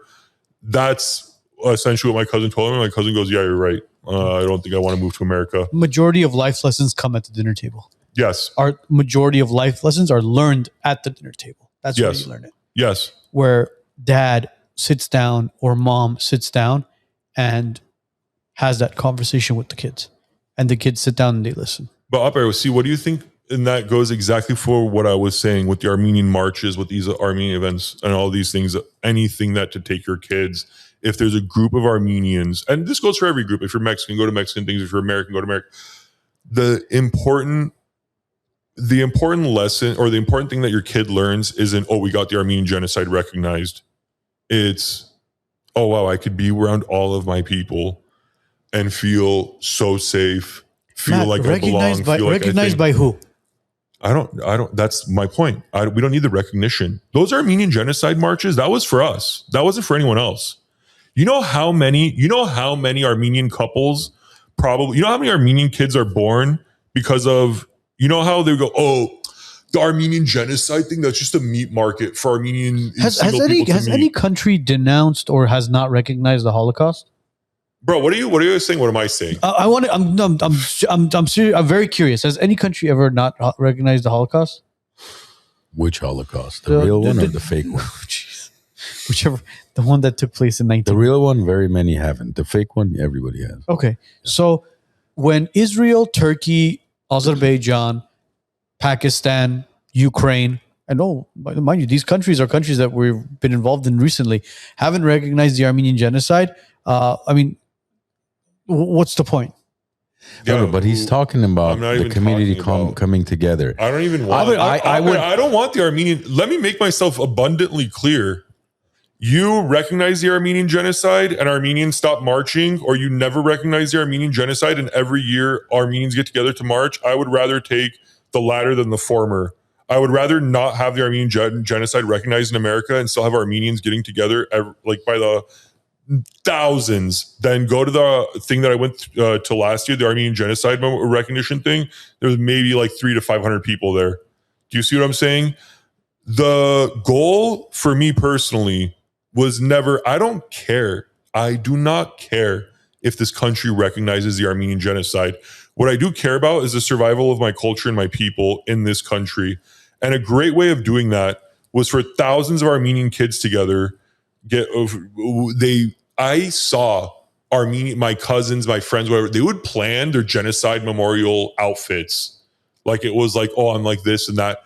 That's what I'm saying. The amount of Armenian couples, the amount of Armenian kids born out of singles going to these events and meeting each other and then dating and whatever, when they would make fun of it, be like, oh, it's just a meat market to go. I'd be like, good. Because you know what's going to happen? This single Armenian dude is going to meet this single Armenian girl and they're going to start dating and hopefully get married and have Armenian kids. Good. That's my point. I never cared about the political. But you see it at other events that take place, man. Like, for example, the one in Verdugo Park they do every year now, the Vartivor one. Beautiful. Yeah, beautiful. It can be done at other events. It's just a matter of the community coming together. And again, there's amazing nonprofits outside of Armenia Fund that handle these events. Veterans of Armenia, Hike for Our Heroes. These guys do amazing jobs putting these events together. There should be more. And there are in a perfect world, every weekend there would be some sort of Armenian event for us to all go to. In a perfect world, yes. If we can afford to do something every single weekend. Of course. But I get where you're coming from, man. But it doesn't necessarily have to be at the, on once a year, April 24th. It can be at different fundraisers and Vartavars and all. A universal look. The thing is this: if you do a religious thing, if you do a cultural thing, if you do a whatever, that's go great. To church every Sunday. Then I do. No, everybody. But I try to. No, and I agree, and I always said it. I go, the Armenian community was strongest. We had Artsakh, we had everything going for us when you couldn't find a seat in a church, because Armenians every culture needs a central meeting place. Every town, every group. If it's not the town hall, it's the church. So this, that's the McDonald's, whatever you want it to be. Every successful culture has an event, a time, a service, whatever you want it to be, where they all check in on each other. You ask most religious people, what is it about church you love the most? Rarely will you hear a religious answer of God or this or that. 9 times out of 10, you're getting a communal answer. I love seeing my neighbors. I love seeing my friends. I love praying together. I love doing all that. Armenians, we have gotten so individualistic and so materialistic that when I post, when I do anything, I get a lot of support. I do great numbers, guys. I'm not going to lie. But when I post about Armenian issues, it shouldn't be just me doing it. It should be just this flood of aggression and attack whenever we see the Armenian community is being wrongfully having the spotlight put on us for something negative, especially, like I said, when it's being done in a way to push attention away from another group doing a lot more serious crimes. That's my biggest frustration now with Glendale Armenians. Not all of them, but with some of them that I'm like, bro, what do you... if this Armenian thing fails, if Glendale, let me tell you this, you know how the rest of America views nice cars, nice clothes, all that? They go, waste of money. You're just doing it for thing. Rich people in America, rich Americans, I know this, they'll take pride. And in a good way, it's bad. In a lot of ways, it's not, because it's like, homie, you have one life. I know a guy, I'm not going to say his last name, but his last name is attached to the world's biggest auto auction. He's one of the last names attached to that. You guys could probably guess. I didn't know he was the grandson of one of the guys. The grandson makes $17 million a year. Homie's in his 50s now. Every year I like to see how much he makes, because great guy, massively successful in business. Everything's on public record. The dude is a multi-millionaire, over $100 million, right, in net worth. He drove a 2008, I think, Toyota Tacoma to the gym. Some beat-down thing truck, a guy that could drive any car he wants. And he almost takes pride in it. And he takes pride in, oh, my kids aren't going to see, I'm sending it all to charity and whatever, this, that. And it's like, oh, cool, bro. You're everything that your grandpa and your entire generations worked for, your progeny and your kids will. You got to live off that benefit, but your kids won't. That's weird. That's a super boomer way of looking at life. Anyways, but outside of that, I see him driving the shitty truck and wearing shitty clothes. And I go, dude, this guy has no pride in himself, no pride in nothing. Where a doctor in Glendale or whatever, guy worth a lot less than him, looks better, dresses better, all that other stuff, because he takes pride in himself. I know that's where that materialism comes from. It's Armenians wanting to show, yes, I look at myself as this caliber of a person, so I need the Rolex, the Mercedes, the big house, the whatever, which I don't think is a bad thing. I don't think that's the opposite of a victim mentality to me. When your people go, no, I need the best of everything and I'm going to get it. I don't even care how I'm going to get it. I'm just going to get it. And most of them do it very legal ways. Unfortunately, some of them do it in illegal ways. But what I am saying is the materialism thing, the success thing, that was the hard part. We got that out of the way. We're all living comfortable now. Let's focus on the wrong thinking that we're doing. And you guys hyper fixating on like these and these issues, that's not helping you guys. And you guys have one of the biggest platforms if not the biggest platform in the American Armenian community. You guys should, and you guys do in your own way, but your guys' mission should be, we need to change the mentality of Armenians. We made it, but why are we still struggling? That should be the problem. That should be addressed. That's why what we talk about is you need to, instead of just thinking about the houses and the watches and the handbags, you should have positions of power. Yes. That's what we need. Yes. Yes. And that's what you start teaching your kids. It's more important for you to be politically powerful than if you have some bullshit car or some whatever. Because you know what happens when you start hyper fixating on the materialistic? They go, okay, I need to get that car as fast as possible. How do I do that? With dealing weed or like growing weed or with this and that type of fraud business, with some way I can make a quick whatever buck. You instill in your kid, look, I would rather you drive a Toyota and be a state official, a congressman, whatever, this, that, whatever, than you drive the most expensive G-Wagon and no disrespect to these guys who are doing it legally, but grow pot or do fraud or whatever the hell. You know what I'm saying? Like, that's the problem with our community. We harp on the material problem too much and not on the person's character. Am I right or wrong? Absolutely. No, you're right. I had a professor at CSUN, Jewish professor. You know what he said once? I don't know if I told you the story. Him and I would have very deep conversations after class about like economy and real estate and all this stuff. He said that the Armenian community is very similar to the Jewish community. And I said, how so? He said, family, faith, food, culture. You guys have all that. But he goes, the one thing holding you guys back from becoming probably, if not the most powerful nation, one of the most powerful nations, is ego. Yeah. You guys have a massive ego. Yes. He goes, when a Jewish person opens up a shoe repair store, right? Right. He goes, another Jewish business owner right next door will open up a tailor shop to basically accommodate for the shoe repair. Yes. Then next door to that, some guy will open up a dry cleaner. Next door to that. So they'll all kind of play hand in hand together. Yes. Yes. He goes, when an Armenian opens up a shoe repair store and he's making a shit ton of money, another Armenian will come and open up a shoe reper store right next door to him. No, And yeah, another no, shoe that's For fair. half the price. That's true, Yeah. and that's there's a truth to that. There's a lot of Look, truth behind there that. was a No, study. stop. There's a lot of truth behind that because it proved it during the cannabis industry. I had to yell at over you because Very you've been aggressive. Bro, because, okay. it proved it in the cannabis industry. Because what you're saying is it's a half truth. Let me tell No, you it's why. not a half Let me truth. tell you why It's it's a half a truth. full fucking truth, and it's Let a me tell you reality. why It's a reality Stop! check. It's a reality check. That's what it is. No, let me tell you why it's a half truth. Because the thing is this, they did a study on. Let me tell you why. They did a I study. can't wait for you to have kids, bro. They did a study on Tall kids. how much a dollar circulates within its own community before it leaves, right? Unfortunately, African American, Hispanic, they were on the lowest end of that. They were like 0.3 to 0.5 and then like 1 or 2 maybe. Yeah. Jews, Armenians, or white people, they were, I mean, and most of it, so they didn't really count that, but there was like Poles and like, whatever, certain ethnic groups in America in their own community, they studied it. It was like 6 to 8 times. Armenians were 12 times that dollar revolves in our community. Jews, it's 14. So we're not that far off, right? You want to know something crazy? You know how much Mormons were? 22. 22 times a dollar will rotate in the Mormon community before it leaves.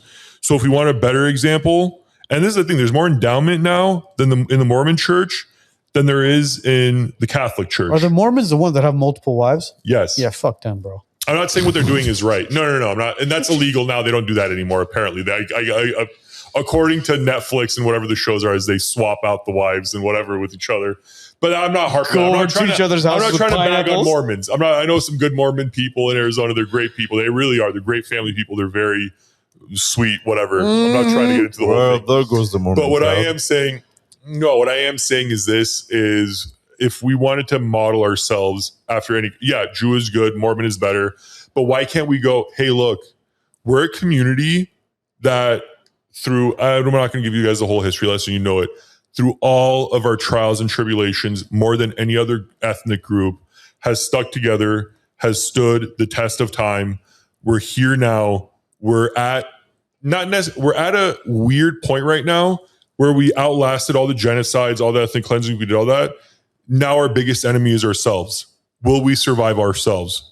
That's the biggest question the Armenian community has to face now. We have external enemies, true, but our biggest problem in America will be maintaining our culture. And that's actually a lot harder of a fight than if we were in any other, you want to talk about Middle Eastern country, whatever it is.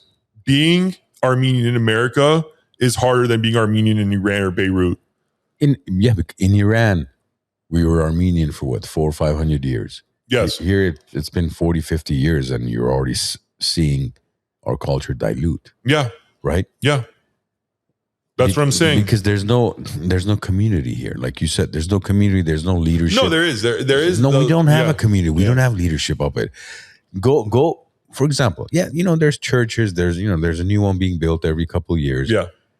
But go to a Sunday ceremony or something and Bible study, whatever. Yeah. See how many people show up. No, yeah, that's what I'm talking about. That's, Or if they set up something, let's say, March 5th or whatever it is, May 17th, we're going to hold this community get together because we want to raise funds for so-and-so family. They've just moved. There's absolutely zero community when it comes to stuff like that. It's everyone for their own. Who can buy the biggest house? Who can drive the most expensive cars? And yes, I'm glad our culture is doing well. Armenian community is doing well. They're successful. And look, there's a lot of prominent professionals too in the community. For example, if you look up Cedar Sinai, right? Yeah.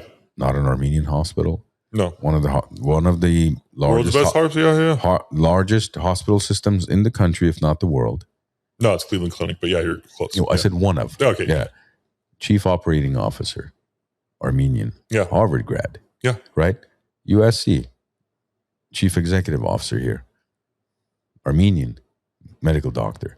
So we have a lot of accomplished professionals in the community as well. But unfortunately, the community in whole itself, like Arno said, we have an ego issue. There's no leadership.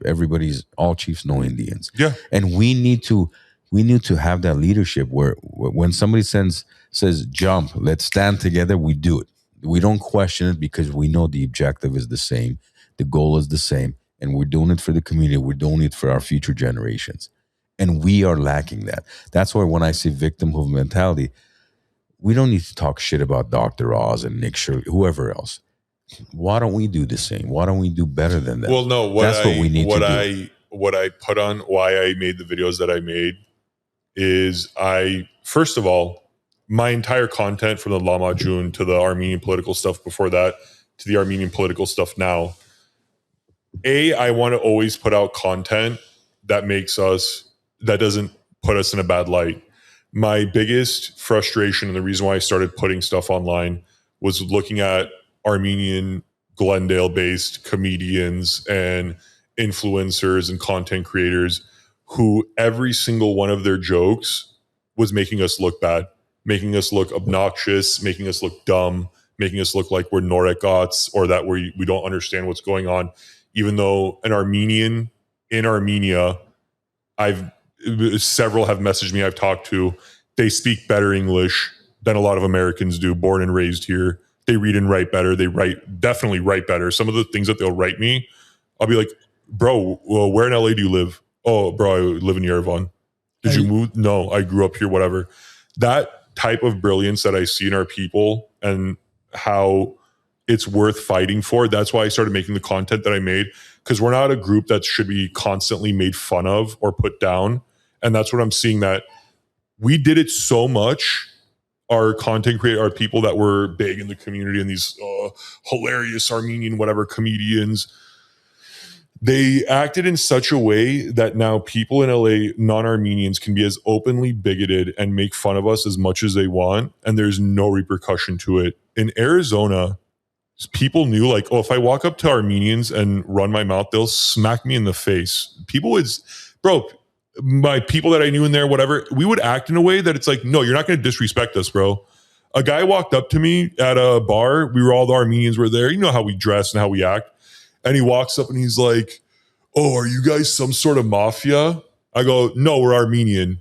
No one's in here in a mafia, but we're not a bunch of nervous fucking dentists and accountants either. We'll smack the shit out of you, say something.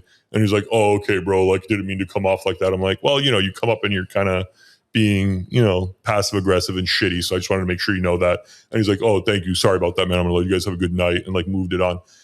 I'm not saying we have to be that hyper aggressive in LA and just kind of be like, you're not allowed to say anything about me. I'm going to smack you in the mouth. But don't make it so people go, oh, I'm Armenian. Oh, the fraud people, Kim Kardashian's ass. You know what I mean? That's what we're getting now. That's what I'm upset about. And that's what I'm working towards stopping is, we're not going to be your scapegoat or your punchline or the butt of your jokes. What's going on? Sorry. I thought we were all staring at something. No. Oh, okay. Never mind. Anyway, so yeah, guys, I'm sorry. And like, maybe that's the reason why I got so upset with you, Armand, is because I thought of all people, you should be knowing what I'm trying to accomplish with my online thing. And if you don't necessarily have to care about my opinions, but at least I care dearly about your opinion. Thank you, bro. That's why you're here. Exactly. I know. And like, I know it was in jest. And I guys, to break the fourth wall, we planned I came on here. I'm like, oh, we're going to do a whole, no, we didn't. The fight was real. The fight was 100% real. This wasn't orchestrated at all or talked about that it was going to happen. Well, hopefully we'll see you more often then. Now it's definitely the Ben and Ali conflict here. We're gonna actually get into a ring, or what are we? You gotta. What did he say? What was like the? I'm a nice guy. Who gives a shit, bro? Don't worry about it. We're gonna nice we should copyright the shit out of that so they can't even use it anymore. Dude, that would be hilarious. Please do. Are we gonna discuss the late Charlie Kirk? Yeah. We could dive into that. We've got a strong audience. You want to talk How about many people are? You want to talk about Charlie Kirk real quick? God bless him. No. How you knew Charlie? I knew him in a very casual. He clearly doesn't want to discuss. No, I'll discuss it. I'll say this. Anytime the media or people, you can't lie to people and you can't go against their gut instinct, right? The whole Dr. Oz, Nick Shirley thing, and with Armenian thing, And the whole reason why Erica Kirk, Charlie Kirk's wife, is being so scrutinized now and under attack is, I think people notice there's something weird going on there. And the reason why they brought it up is we were talking about it before the show and the experiences I had with her seeing Charlie. Because Charlie, I'm not saying knew me or me and him were best friends in any way, but when he would see me in public, we would wave at each other, we would say hi, we would maybe exchange a couple words, this, that, because he knew I was in the political sphere. I would see it, well, now, I mean, it's fine now, but I would see him at the Whole Foods in North Scottsdale. I would see there was a gym that he went to a couple times, but then didn't see him much anymore. But primarily it was either in the workplace or it was, we had offices that were close to each other. We shared a bathroom. We'd always be in the bathroom at the, I think our what is it called? Our bladders lined up. So over 6 foot tall guys, they have a specific bladder schedule. We have a specific bladder schedule. And not only that, we recognize each other. If you guys remember the very short period that Charlie Kirk tried growing out a goatee, I feel like that was because of me, if I'm being honest. And he made some fashion choices that I think someone said, hey, don't do that, that were strikingly familiar to what I was wearing. I'm not saying I was Charlie Kirk's, inspiration, but I knew the guy. He was a great guy. But like I mentioned to you guys privately, the person that he unfortunately married, I'll say this, it's, your marriage is either your greatest power or your greatest poison. I felt like she was unfortunately the latter in that scenario. And all this stuff, and it's exactly what I'm saying about I'm not saying she was on the Epstein list, right? But what I am saying is this, is when the public hears about something, or there's rumors circulating, or there's things happening behind the scenes that you hear about, new, true, not true, probably go with your gut instinct. And there's more truth that especially now in 2026, there's more truth to conspiracies than untruths. So what does your gut tell you about Erica Kirk? I'll just say it flat out. It went from me and Charlie seeing each other in public settings and whatever, and waving and smiling at each other, to 2 times it happened after. I would see him, I would smile, I would wave and go to walk over, say, hey man, how's it going, whatever. The look that I got from her, the almost anger in her eyes, I was like, oh, this woman does not want me to talk to her husband. So maybe she thought I was a fan. Maybe she didn't like my energy or whatever the point being is. But, feelings mutual. They don't like her as much. And that's, again, going on the Armenian thing. There's a lot of, I'm not saying her specifically, but there is a lot of weird and shady characters now in this MAGA movement that will happily say, you should hate every Armenian, and every Armenian American, don't trust them. I have met people in the Republican working for Turning Point, definitely working for Turning Point, that would happily go out of their way to make sure Armenians got a horrible name in this country if it meant protecting other groups. So that's my thoughts on that, and why you guys should, when I say we got to be very aggressive towards the people attacking our community, I'm not saying that as a conspiracy theorist, or I'm not trying to say, oh, let's focus on me talking about a 16-year-old getting a $100,000 car. I'm not saying that. I'm saying if someone that I know is involved in certain spheres of, whether it be politics, whatever it is, if they say something, they probably saw something or they felt something that they're saying that.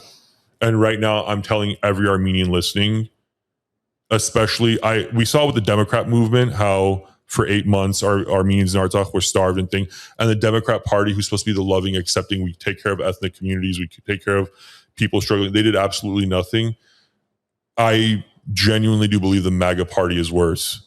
And they do have their crosshairs on us. Hopefully not anymore, because I'm not trying to give myself credit. I feel like me making these videos immediately after I made it, haven't seen Dr. Oz or Nick Shirley saying anything.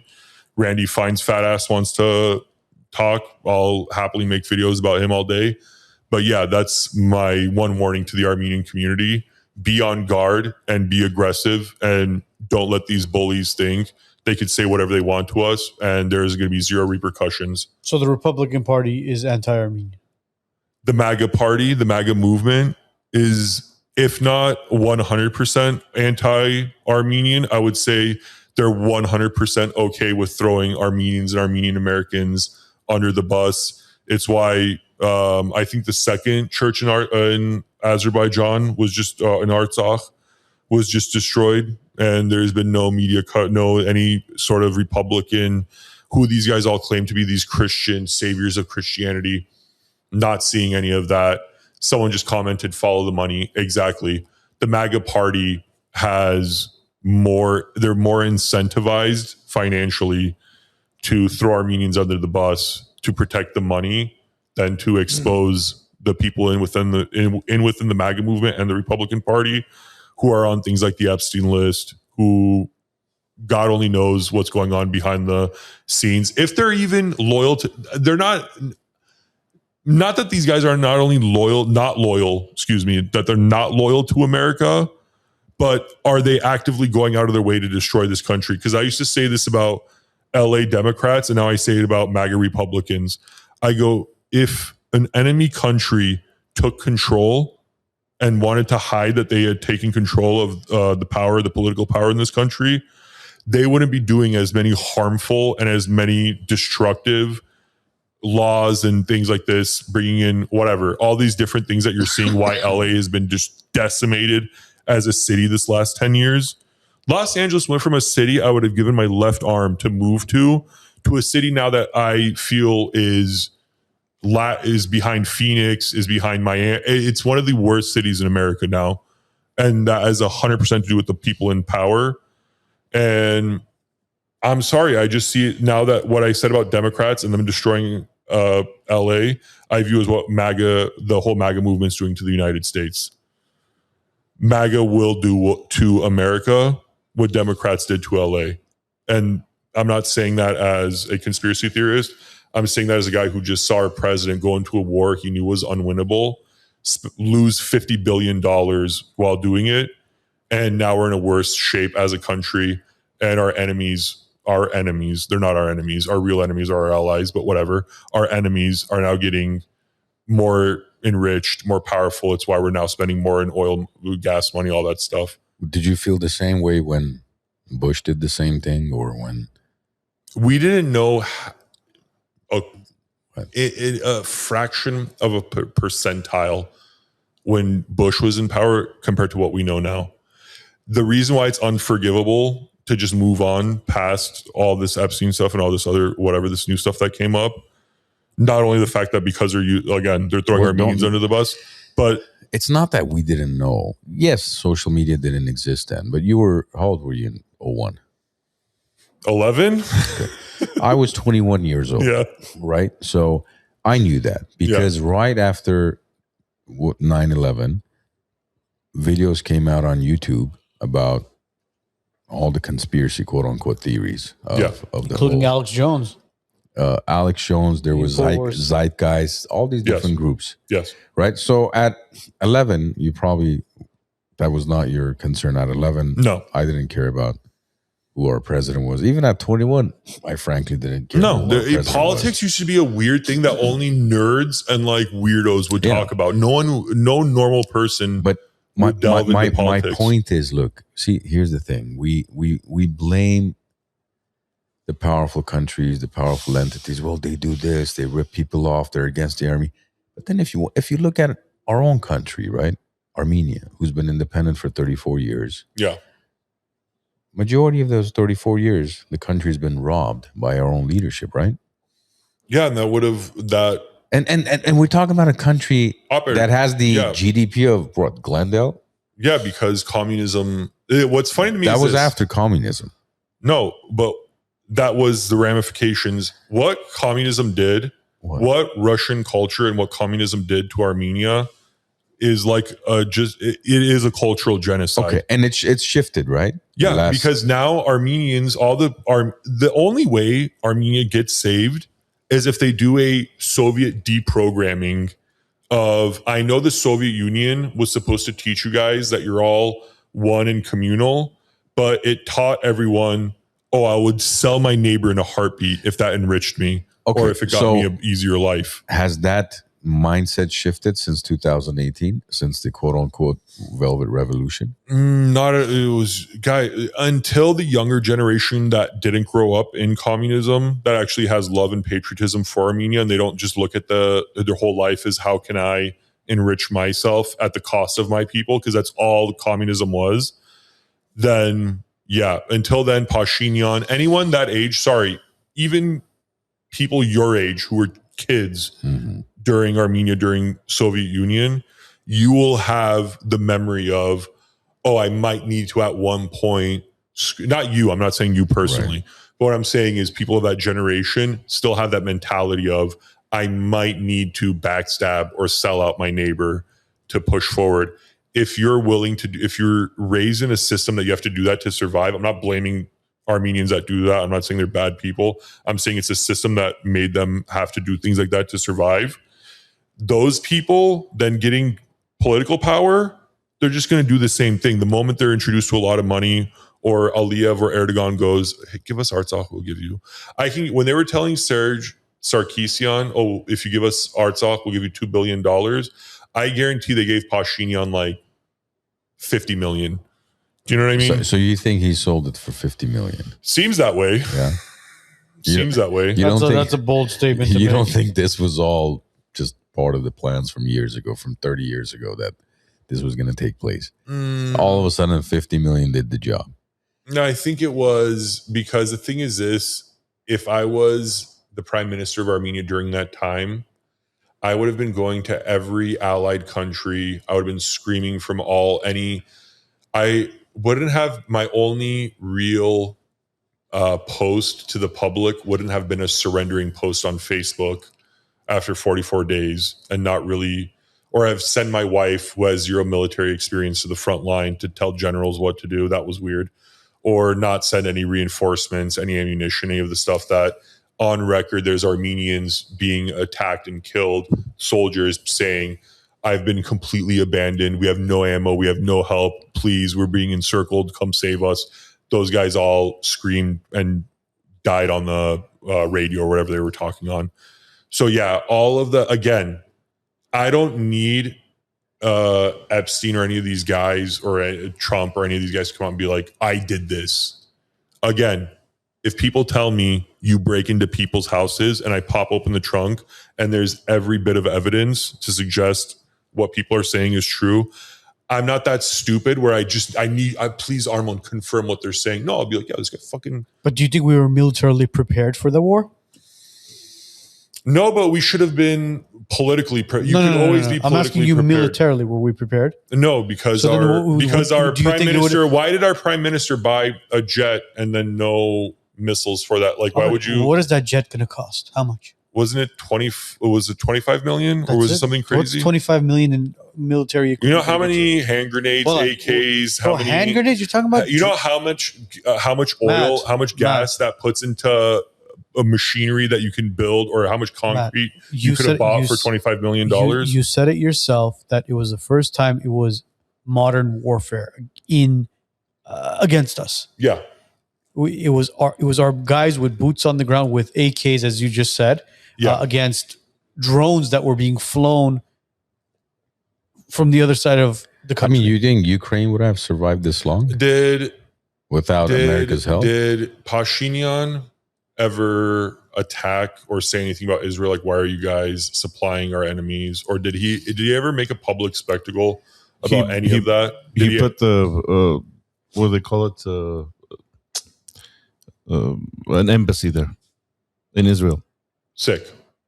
So the reason I brought up our independence is because no matter what, right? The first 30, but let's say the first 2018. So the first 26 years of Armenia's independence, the country was robbed. Then you bring in a new prime minister, or the country flourishes, at least from the outside, right? Yeah. More tourism than ever, more revenue, more everything. Everything's increased. The GDP, military budget, everything is increased. Yeah. And yet you've got a good majority of Armenians around the world who still would love to see him out of power. So no matter what, they're always going to blame whoever. Well, I never thought a liberal look. If you're in a part of the world where you're surrounded by strongmen and dictators, the dumbest thing you can do is put a liberal-minded, not politically savvy, not aggressive. The one credit I'll give Robert Kocharyan, if I were to yell at him, why didn't you get our military more prepared? I know what the answer would be. He'd laugh in my face and be like, when I was in power, do you think Russia would ever let these Azeris do what they did? Do you know what I mean? The reason why this guy could steal money and not care about the defense of Artsakh, Robert Kocharyan very specifically, was he could turn and be like, why would we need one phone call? He is running for office again. Yeah, because people see, they go like, oh, this guy could have made one phone call to Putin and ended this whole shit. That's what he was the one. I'm not going to get into. Actually, I'm not going to get into conspiracy theories or any of that stuff about what happened in like 2016, for example. But like, or why that war ended so fast. The one thing I will say is this: if I'm in a very liberal part of the world, like if I live in Sweden and I'm surrounded by other European countries, I'm voting for the most liberal, open-minded, sweetest guy, right? If I'm in the Caucasus, surrounded by extremism and dictatorships and militaries with drones, I'm probably, if I'm smart, gonna elect a psycho, violent guy, strongman, maybe hopefully not dictator, but on that thing, to kind of put me on equal footing with, I don't want to go to battle with a leader who's not a warrior, or for example, who is a homeless journalist. I want to go to war or battle with a guy who actually served in the military and has connections to much powerful militaries and the leaders of those militaries. Have you been to Armenia? Yes. When was the last time you were there? Long time ago. Like How 2004. Long? Haven't been back in a minute. You should go back and look at Armenia now. How many world leaders have served in the military or are willing to go in the U.S. in the front? military Worldwide. before Obama? If you were a American, it didn't matter, congressman, senator, and anyway, it's the reason why I wanted to join the military after high school, because when I was a kid growing up, you wouldn't be taken seriously politically if you didn't serve in the military. That's why every president in U.S. history served in the U.S. military before Obama. I don't care about with other Bush and Clinton, they all served in the military? They all served. He's got to go back to Armenia. The last time you were in Armenia, it was during Kocharyan's time. Go back to Armenia, and that's when I was in Armenia. 2003 was the last time I was in Armenia. Do you think it has anything to do with Pashinyan? It has a lot to do with it. Oh, okay.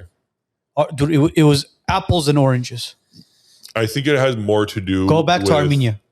Go back to Armenia. It's like saying, oh, have you been to Phoenix? Have you been to Phoenix in the past 5 years? I've never been to Phoenix. Oh, then thank Trump. It's great. Or thank Biden. No, thank stop, Biden. Stop. It's great. What I'm saying like is the craziest argument. No, it's not the craziest argument. U.S. is different up there. You have what I'm saying is states. NVIDIA wants to put $500 million into a tech thing into Armenia. He didn't do that because of leadership. He did that because of the brilliance of Armenians. He saw Armenians are building. Exactly. Yeah. You should see what's going on in Armenia right now. That has nothing to do with Pashinyan. It might not be Pashinyan, but it's the cabinet. It's the people in Armenia that have changed because of, and again, this isn't me riding Pashinyan saying, oh my God, Pashinyan's great. The mentality has changed. People are realizing that, dude, we can do a lot in this country. Bro, 2003, 2004, crossing the street was like, you did a cross and then you would walk across the street. God forbid somebody ran you over. Street lights are working. People are respecting law enforcement. The streets are clean. The roads are paved. People are happy. Villages have solar panels. Yeah. Villages have solar panels. That's capitalism, baby. That has nothing. That's the Republic of Armenia. That's capitalism? That's capitalism? That's not capitalism. That's capitalism. What's the definition of capitalism? Free market. Just free market? So you don't think those are socialistic features that paid for those solar panels by the government? They could have been. They could have been. No, they are paid. That's what's proven that it's paid. Listen, bro, you're jumping the gun. By the way, Clinton didn't serve in the military either. But go ahead. Clinton was the one, yeah. Did Obama serve in the military? I said Obama. What about did Reagan? I don't know. Yes, Reagan did. Did Nixon, Ford, Carter? I believe it was like honor or not a requirement, but like people would expect it. Okay. You later briefly enrolled in an ROTC program to avoid the draft, eventually receiving a high lottery number. Who's this? Clinton. Okay. So he did, in a way, you had to be associated with the military to get voted. Bush, I think, wasn't he a National Guard I or mean, something? the Bush was one of the Bushes was a pilot, I believe. Yes. The position is commander in chief. I would love for you to go to Armenia and see how different it is than 2004. I would love to go back to Armenia and see the brilliance of my people and how if you take my people away from Russian culture and structure, beautiful things will be flourished no matter what. The one sad thing is, though, last time I was in Armenia, we went to Artsakh and I saw how beautiful Artsakh was. And I would love to go back to Stepanakert, but I can't because the guy in charge who, again, gave the... So is he in charge then? Or is he not in charge? I don't get it. How are you trying to make a point right now? What do you mean? Yeah, he's in charge of Armenia thing, but when you have two dictators, the thing is this, okay, fine, he didn't sell Armenia. Why are you standing and taking photos, smiling and laughing with those two dudes who literally destroyed a part of your country? What was that about? You didn't find that weird? If Aliyev did that to your country and you were the prime minister of Armenia, do you think like less than a year later you'd be at a political, I forget what that event was, if it was a G20 summit, whatever. G7, shaking hands and laughing with Aliyev and Erdogan. Named. Does Germany sit with any of its neighbor leaders, or no? Did France ethnically cleanse a part of Germany recently? Did Germany want to create imperialism throughout all of Europe? Did that happen in 2020 or in... What does it matter? It doesn't matter. I mean... are the Germans not eternally being shamed for that constantly? Oh, in Germany, can you walk around with a swastika on your arm? But you have to realize... Bro, you guys make these crazy non-points. It's like... How is it a non-point? So what do you expect? What do you expect... if you were prime minister of Armenia today, what would you do? You're just going to go to Turkey and spit in their face every single time? No, but I'm not going to break bread with them and act like, oh, this is a great thing. And I would make it a point to definitely not, even if behind closed doors we're laughing, we're smiling, wouldn't be doing that on camera with the flashes going on. So wouldn't it be the opposite? Wouldn't you actually do that on camera and then off camera spit in his face? So, wait, what? Wouldn't you rather on camera be like, all right, you know what? No, we have good ties, but off camera try to basically screw him over or do something? On camera, no, I wouldn't smile and laugh in his face and show over 100,000 Artsakh Armenians that I'm okay with the guy that basically destroyed your life. No, I would never fucking do that. How long would it take? Is that an actual fucking point? How long would it take for Turkey to destroy Armenia? Hours. Okay. Hours. So, mate, you don't think he should try to be politically friendly? Pashinyan should have been friends, or at least not pissed off the one ally we had the region that scared the shit out of both Azerbaijan and to Turkey into not doing that. We are now infinitely closer. This is the funny thing. Live under Russian oppression. Absolutely. I mean, now you're living under this Turkish sphere. What do you like better? You're either going to be under Turkish Russian sphere? You haven't been to Armenia since 2004. Homie, Go look at how happy the people are over there, bro. You know what's funny? Armenians in Glendale, they would always say this before Pashinyan. I can't wait to go to Armenia. I know it has its issues, but whatever. I can't wait to go. This, that. Now, you know what people are saying? Glendale Armenians are saying, I need to go to Armenia because who knows if it's even going to be a country in 5 years. That's all propaganda from here, bro. Okay, bro. Go to Armenia. Look how happy the people are there. Azerbaijanis aren't slowly making inroads on every single direction into Armenia. Bro, go to Armenia and look at how happy the people are there.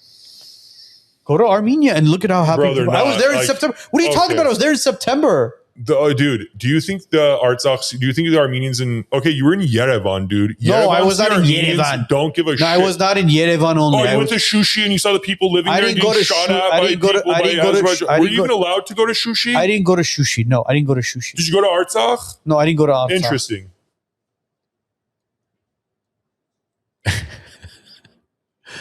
Why didn't you go to Shushi? Why didn't you go to Shushi? What do you want me to say? Answer the question. We all know the answer. So Pashinyan's a good leader? I didn't say Pashinyan's a good leader. What I said the people are happy over there right now. The country is thriving.